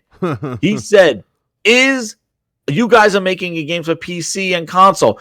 Is that multi-plat? The guy said it's a lot more work. He goes, you build the assets on PC, and then you got to scale down for the console, and sometimes the animations, and I got to reformat them all. He goes, it's double the work. He says it. It's a multi-platform development, and you got to make variations to work on all different types of configurations of PC. So it's not a walk in the park that you develop for Xbox and for PC. He said it from a developer's mouth. It is extra work. It's multi-platform development. So they got those guys making double games. Tell me what size game they're going to make if they have to do double games and then go put it in a Game Pass for $1. They're doing it again with Ori. A game that everybody will probably pay $30 for. They're doing it at $1. I get the advertisements just showing up on Twitter. $1 for Ori. I'm like, oh my God. Dude, I mean, and that's what I feel too, man. I mean, I think gaming future right now is in indie development hands right now. The only thing that's really keeping alive, dude, I always think this, and for some reason, I have lost EA after Battlefield 3. Battlefield 3. EA has been dead to me after 007 I mean, Battlefield 3, man, oh my God, dude, I remember going to the GameStop midnight release, and they brought a projector out, man. And do y'all remember seeing that first jet mission? That jet mission? Yeah. Oh my God, dude, I about done. I was like, oh my God, if every game was like this. I mean, dude, playing that shit on my surround sound and everything, it was haymakerish. It was just insane. And then you see 4, and it's just, I don't know what happened, dude. I don't know what happened with EA. But then they also have destroyed Star Wars in general. Like, I don't even care about the New Order. And I know y'all keep Jedi saying, Fallen Order, I can tell you is a breath of fresh air, but I'm with you. Like, I'm going into the I didn't play it. a little bit more. You gotta play Jedi Fallen Order. It's incredible. But I'm telling you, I'm going into the future installments really carefully. You know, like they got my money with the second one, but I'm looking at it very, very carefully. Like every single. I mean, they're dropping these games left and right. I mean, that's what I'm saying. They're dropping these developers that are making these Star Wars games left and right. Like, I understand they're one. She still hasn't created a Star Wars game that she wanted. This is crazy. This is criminal at this point. We talking about Kathleen Kennedy? No, Amy Hennig. Amy Hennig. Yeah, Amy Hennig. Yeah. They shifted, man. Yeah, you know what? EA. I thought they started pretty strong. Like I like the whole Plants vs Zombies, the Garden Warfare thing, but again, they kind of hampered that with all microtransactions again. With like I thought it was a clever idea, and then they did the Yawn game and stuff like that, and I thought they were doing pretty good in the beginning of the generation, and then they just after Star Wars Battlefront killed it. Star Wars Battlefront, once they made that Star Wars game, Star Wars Battlefront 2 was the nail in the coffin with the microtransactions. Can you believe that game is better than any Star Wars game that's out right now that I feel? Oh, Star Wars Battlefront, like those games were absolutely incredible. They just messed it up with content and microtransactions. No, I'm saying now how much they have changed that game. I don't know if you've taken a step back into that game yet. Oh, Battlefront 2? I haven't played it in a while. The amount of free content they're giving you is insane. Those developers, I can tell you right now, are eating shit. Like they are eating shit because of the amount of work they're having to put in there. Play the shit. and then it's just you don't get it. They're like, can we release an expansion? Oh no, it's for free. Thanks for the work though. No. You ain't charging nothing anymore. And that's how everybody was. And that's we as gamers have made them pushed into a corner. Well, because of all the microtransaction, and now those developers are having to pay for it. You're right. They had to go the opposite. Yeah. Well, those are just bad business decisions, and I know that the big thing is, it's the same thing with Anthem, though, dude. It's just like I'm sitting here thinking because of that. I saw what they did with Mass Effect. Let's pull it down now, guys, and we'll call it Anthem next. That's a great fucking idea. Jesus. Yeah, what the? It's like, are you kidding me? Just leave the game up and fucking patch the damn thing. I mean, if you've already released I'm it, tired of like, that shit too. I mean, it's just like EA. It's you like, have so many good the rest ideas. of the game is coming. Yeah. Deal with that shit. $60 and you play, and it's like, oh, it's missing. Oh, we hear you. The rest of the game is coming. Oh shit. It's just, Lord, that's crazy. But it's It's sad. It's sad because you look at BioWare. I mean, Jade Empire. There you go. Okay, that's what I'm saying. Those. It's just these big. It's not even the developers anymore, guys. It's not the developers that are making shitty game. It's the publishers that are trying to actually push the shareholders. And I'm partially at fault because I know exactly because I'm a shareholder in a lot of stuff. Mm-hmm. I know how it is. It's like, dude, push that shit. I need my money, you know, and I understand that. But the thing is like, you know, as a gamer though, and you want a quality game, it's like I understand, but EA needs to make better decisions. That's the key there. It's nothing to do with the developers. Don't hate BioWare. That's what I'm saying. Don't hate the developers that are making these games because at heart, they're still gamers.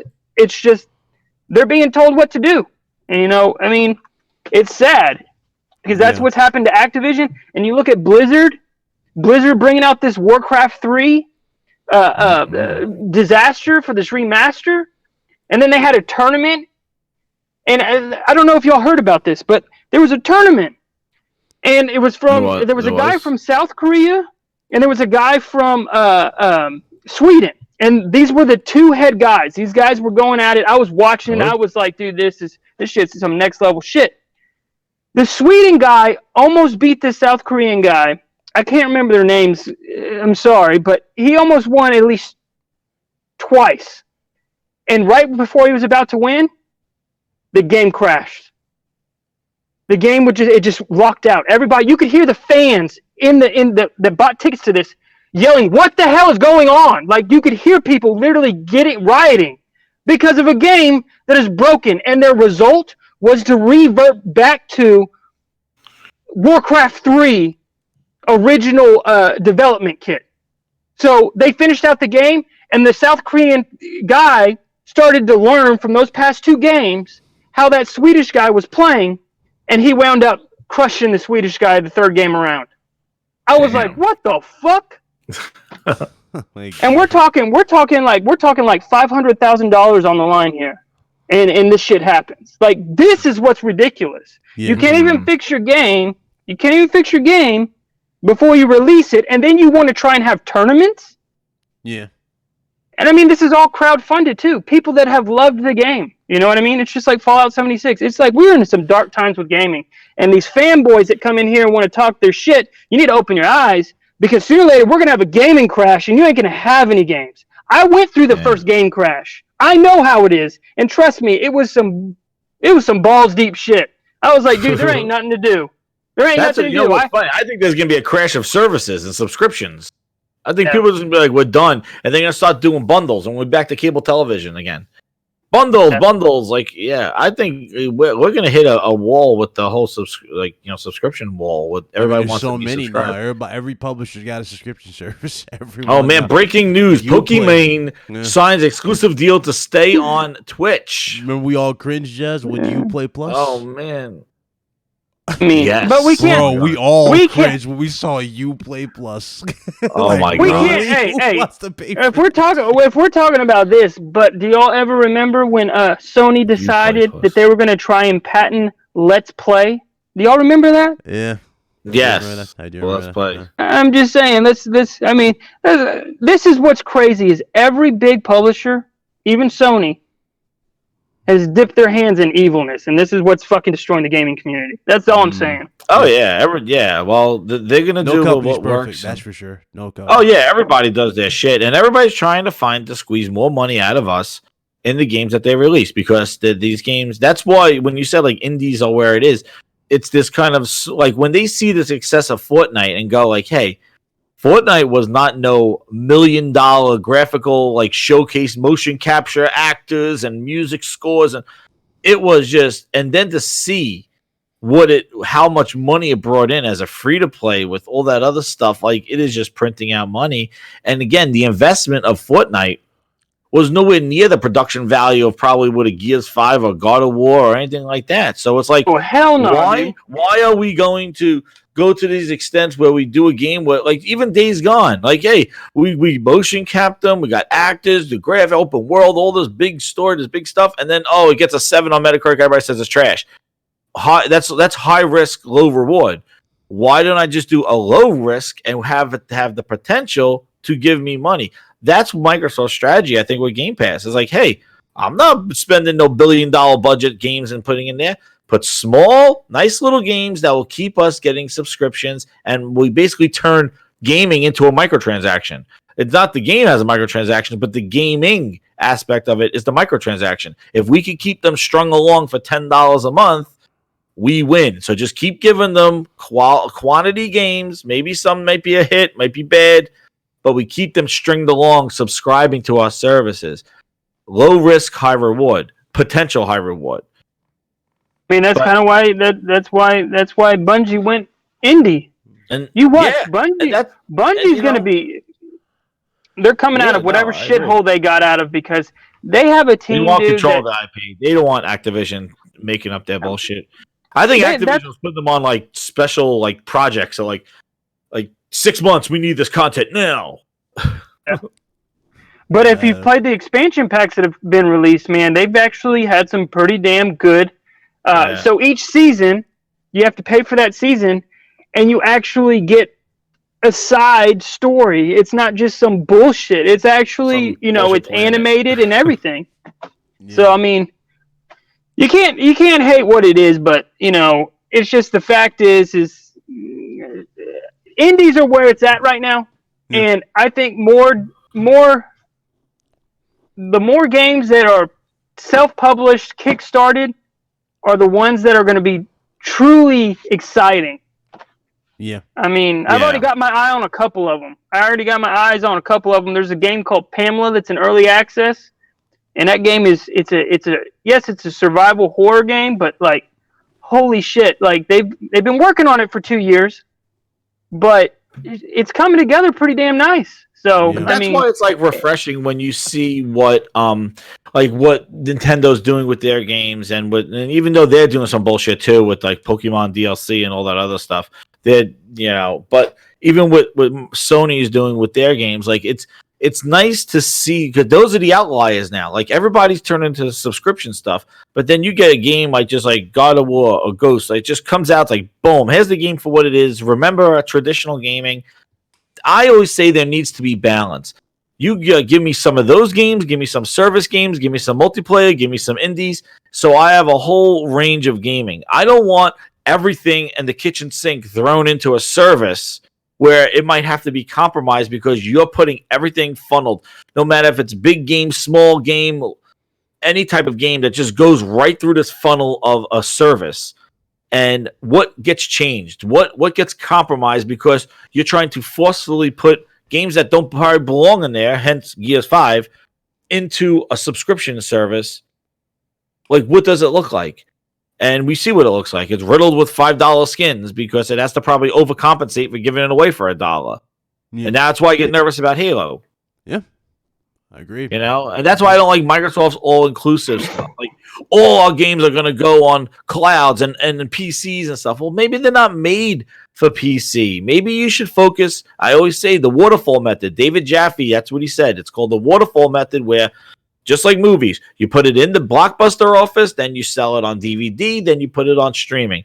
You put it in a big $60 game. It meets its mark. It gets dropped down the PlayStation Greats. It gets put onto your PlayStation Now. And you just hit each tier of customer. You don't say, hey, big $60 game, we're going to put it in for $10. Here you go. Well, guess what? Nobody's paying $60 for it. If they are, they're just diehard fans that probably would pay for a $200 Lancer anyway. And those people are not going to sustain you. But all the people that probably would have spent $60 are now paying for $10 or $1. Like, how's that logistics work? Like, that don't sound like that don't sound very exciting. And that's where I think Microsoft being like all like just taking whatever they got, the word gaming, and just throwing it all into like it's going to be playable on phones, on PCs, and streaming and subscriptions. Guys, you got to make a game tiered for the platform that it's on. Nobody wants to play Gears 5 on a 4-inch screen. You know, it's not made for that. That you have to have big touch, like, you know, Fortnite for phone is compromised because you don't have physical controls. There's touch screens. There's bigger hit points. There's more sensitive to shooting. There's lock on, a big aim assist on phones. You can't take Gears 5 and go, oh, it's going to be wonderful on a phone. Like, it's small. I see. What is his name? Jamar Bates? He says season passes should be free in our games, period. Dude, you can't. That's like me building somebody a home and saying, hey, I built you a pool. You don't have to worry about paying me, though. If there's any side content, that's the thing. I want to go back to expansion packs. Bring me some good content for $30. About 20 extra hours to The Witcher 3. Though. Borderlands expansions, but they're cool though. I like the Borderlands 3 expansions. They're big. Yeah. Exactly. Like something with value. Look at Witcher 3. Both of those expansions combined together can give you 80 hours. That's what Baldur's Gate used to do. Baldur's Gate back in the day, they used to bring expansions in a whole. It was like does it too, right? The World of Warcraft does that with the expansions. What exactly? But you have to still pay monthly and shit like that. Oh yeah. But still, I want all the content that you've made the day of release on that damn disc. I'm so sick of this pre-order skins and all this other stuff. I remember playing Black Ops 3 and getting that diamond-plated gun from sniping people so many times in that game. And I want to sit here and say, you want to know who really ruined all this for us? The microtransaction era. And people don't know this. It was Valve and Counter-Strike. Counter-Strike was the first one to do it. They were the first one to do it, and guess what? They didn't make any of the skins that went on those games. Guess who made those? The community did. The community did, and then you voted what skin you liked the most, and then they implemented it into the game. Yeah. Okay. That's all they did. And then you're sitting there trading. You're trading these skins back and forth. And people are like, are you serious? Counter-Strike did that first? Yep. They were the first ones to implement it, and they were the first ones to actually make a huge profit on it. And now it's bled over into, you see EA, you see Call of Duty. They're like, wow, do you see Counter-Strike over here? They're making these loot boxes. It's $2.99 per key, and you give them a chest to say, hey, you got a chest in your inventory? Give us $2.99 key. I mean, I was suckered, dude. I was a fucking sucker, dude. When it came to that shit. I mean, fuck. I mean, I don't know how many games I could have bought with the amount of money I spent on that game. It was fun. It was a good gambling mechanic. Let's be honest. It was gambling. I was putting $2 in. Yeah. Hoping I got a badass skin. You know, to your point, when you're saying expansions, it's interesting because I think with I know what Jamar saying about season passes. The problem with season passes is that they want your money up front, but you have no freaking clue what the hell's in it. What's coming? Yeah. You know, well, you're right. You know, Jack, you're right because when they tell you what you're getting and it's like detailed, like, and then the shit don't come.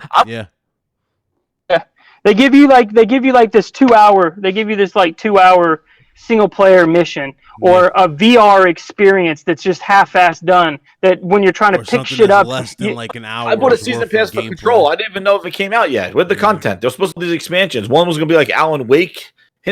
Where is all this stuff? I bought the Control. What happened? Control, like, where's all the Control DLC that was supposed to be promised in the expansion? They try to get you like, hey, for $80, you could just get the game in the season pass, or you could pay $60. So I was like, hey, I'll pay $80. There's 3 episodes, right? Where the hell are they? Yeah, that's another thing. You're paying for stuff that you don't even know when the hell's coming out. Sometimes they put like we'll come out by the whole holiday or by the spring. But the problem with season passes is that they want your money up front, but you have no clue what the hell's in it. Yeah. The thing with expansions, though, is that at least you see the expansion and you buy because you know what you're buying, like an extension of the game. I think Forza Horizon did it great too, where you could it was like a $20 for the pass, but they messed you up though, because if you paid for the season pass in Forza, that's a car pass. But when they released the mountain racing or the other Lego thing and stuff like that, that was separate type of pass. That was the expansion pass. So like, but I like expansions because you know what's in them, and you buy it as an extension of your game. That season pass is where they want that money up front, man. You have no clue when or what's going to be in it.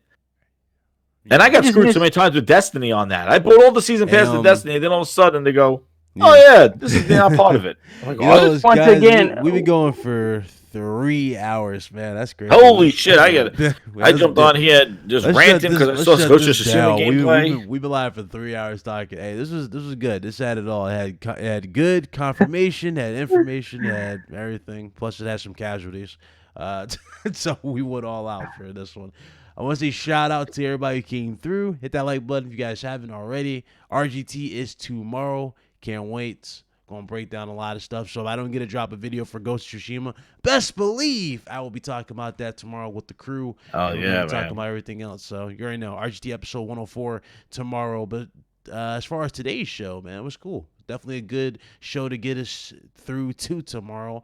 I want to say shout out to our special guest, Mr. Jez.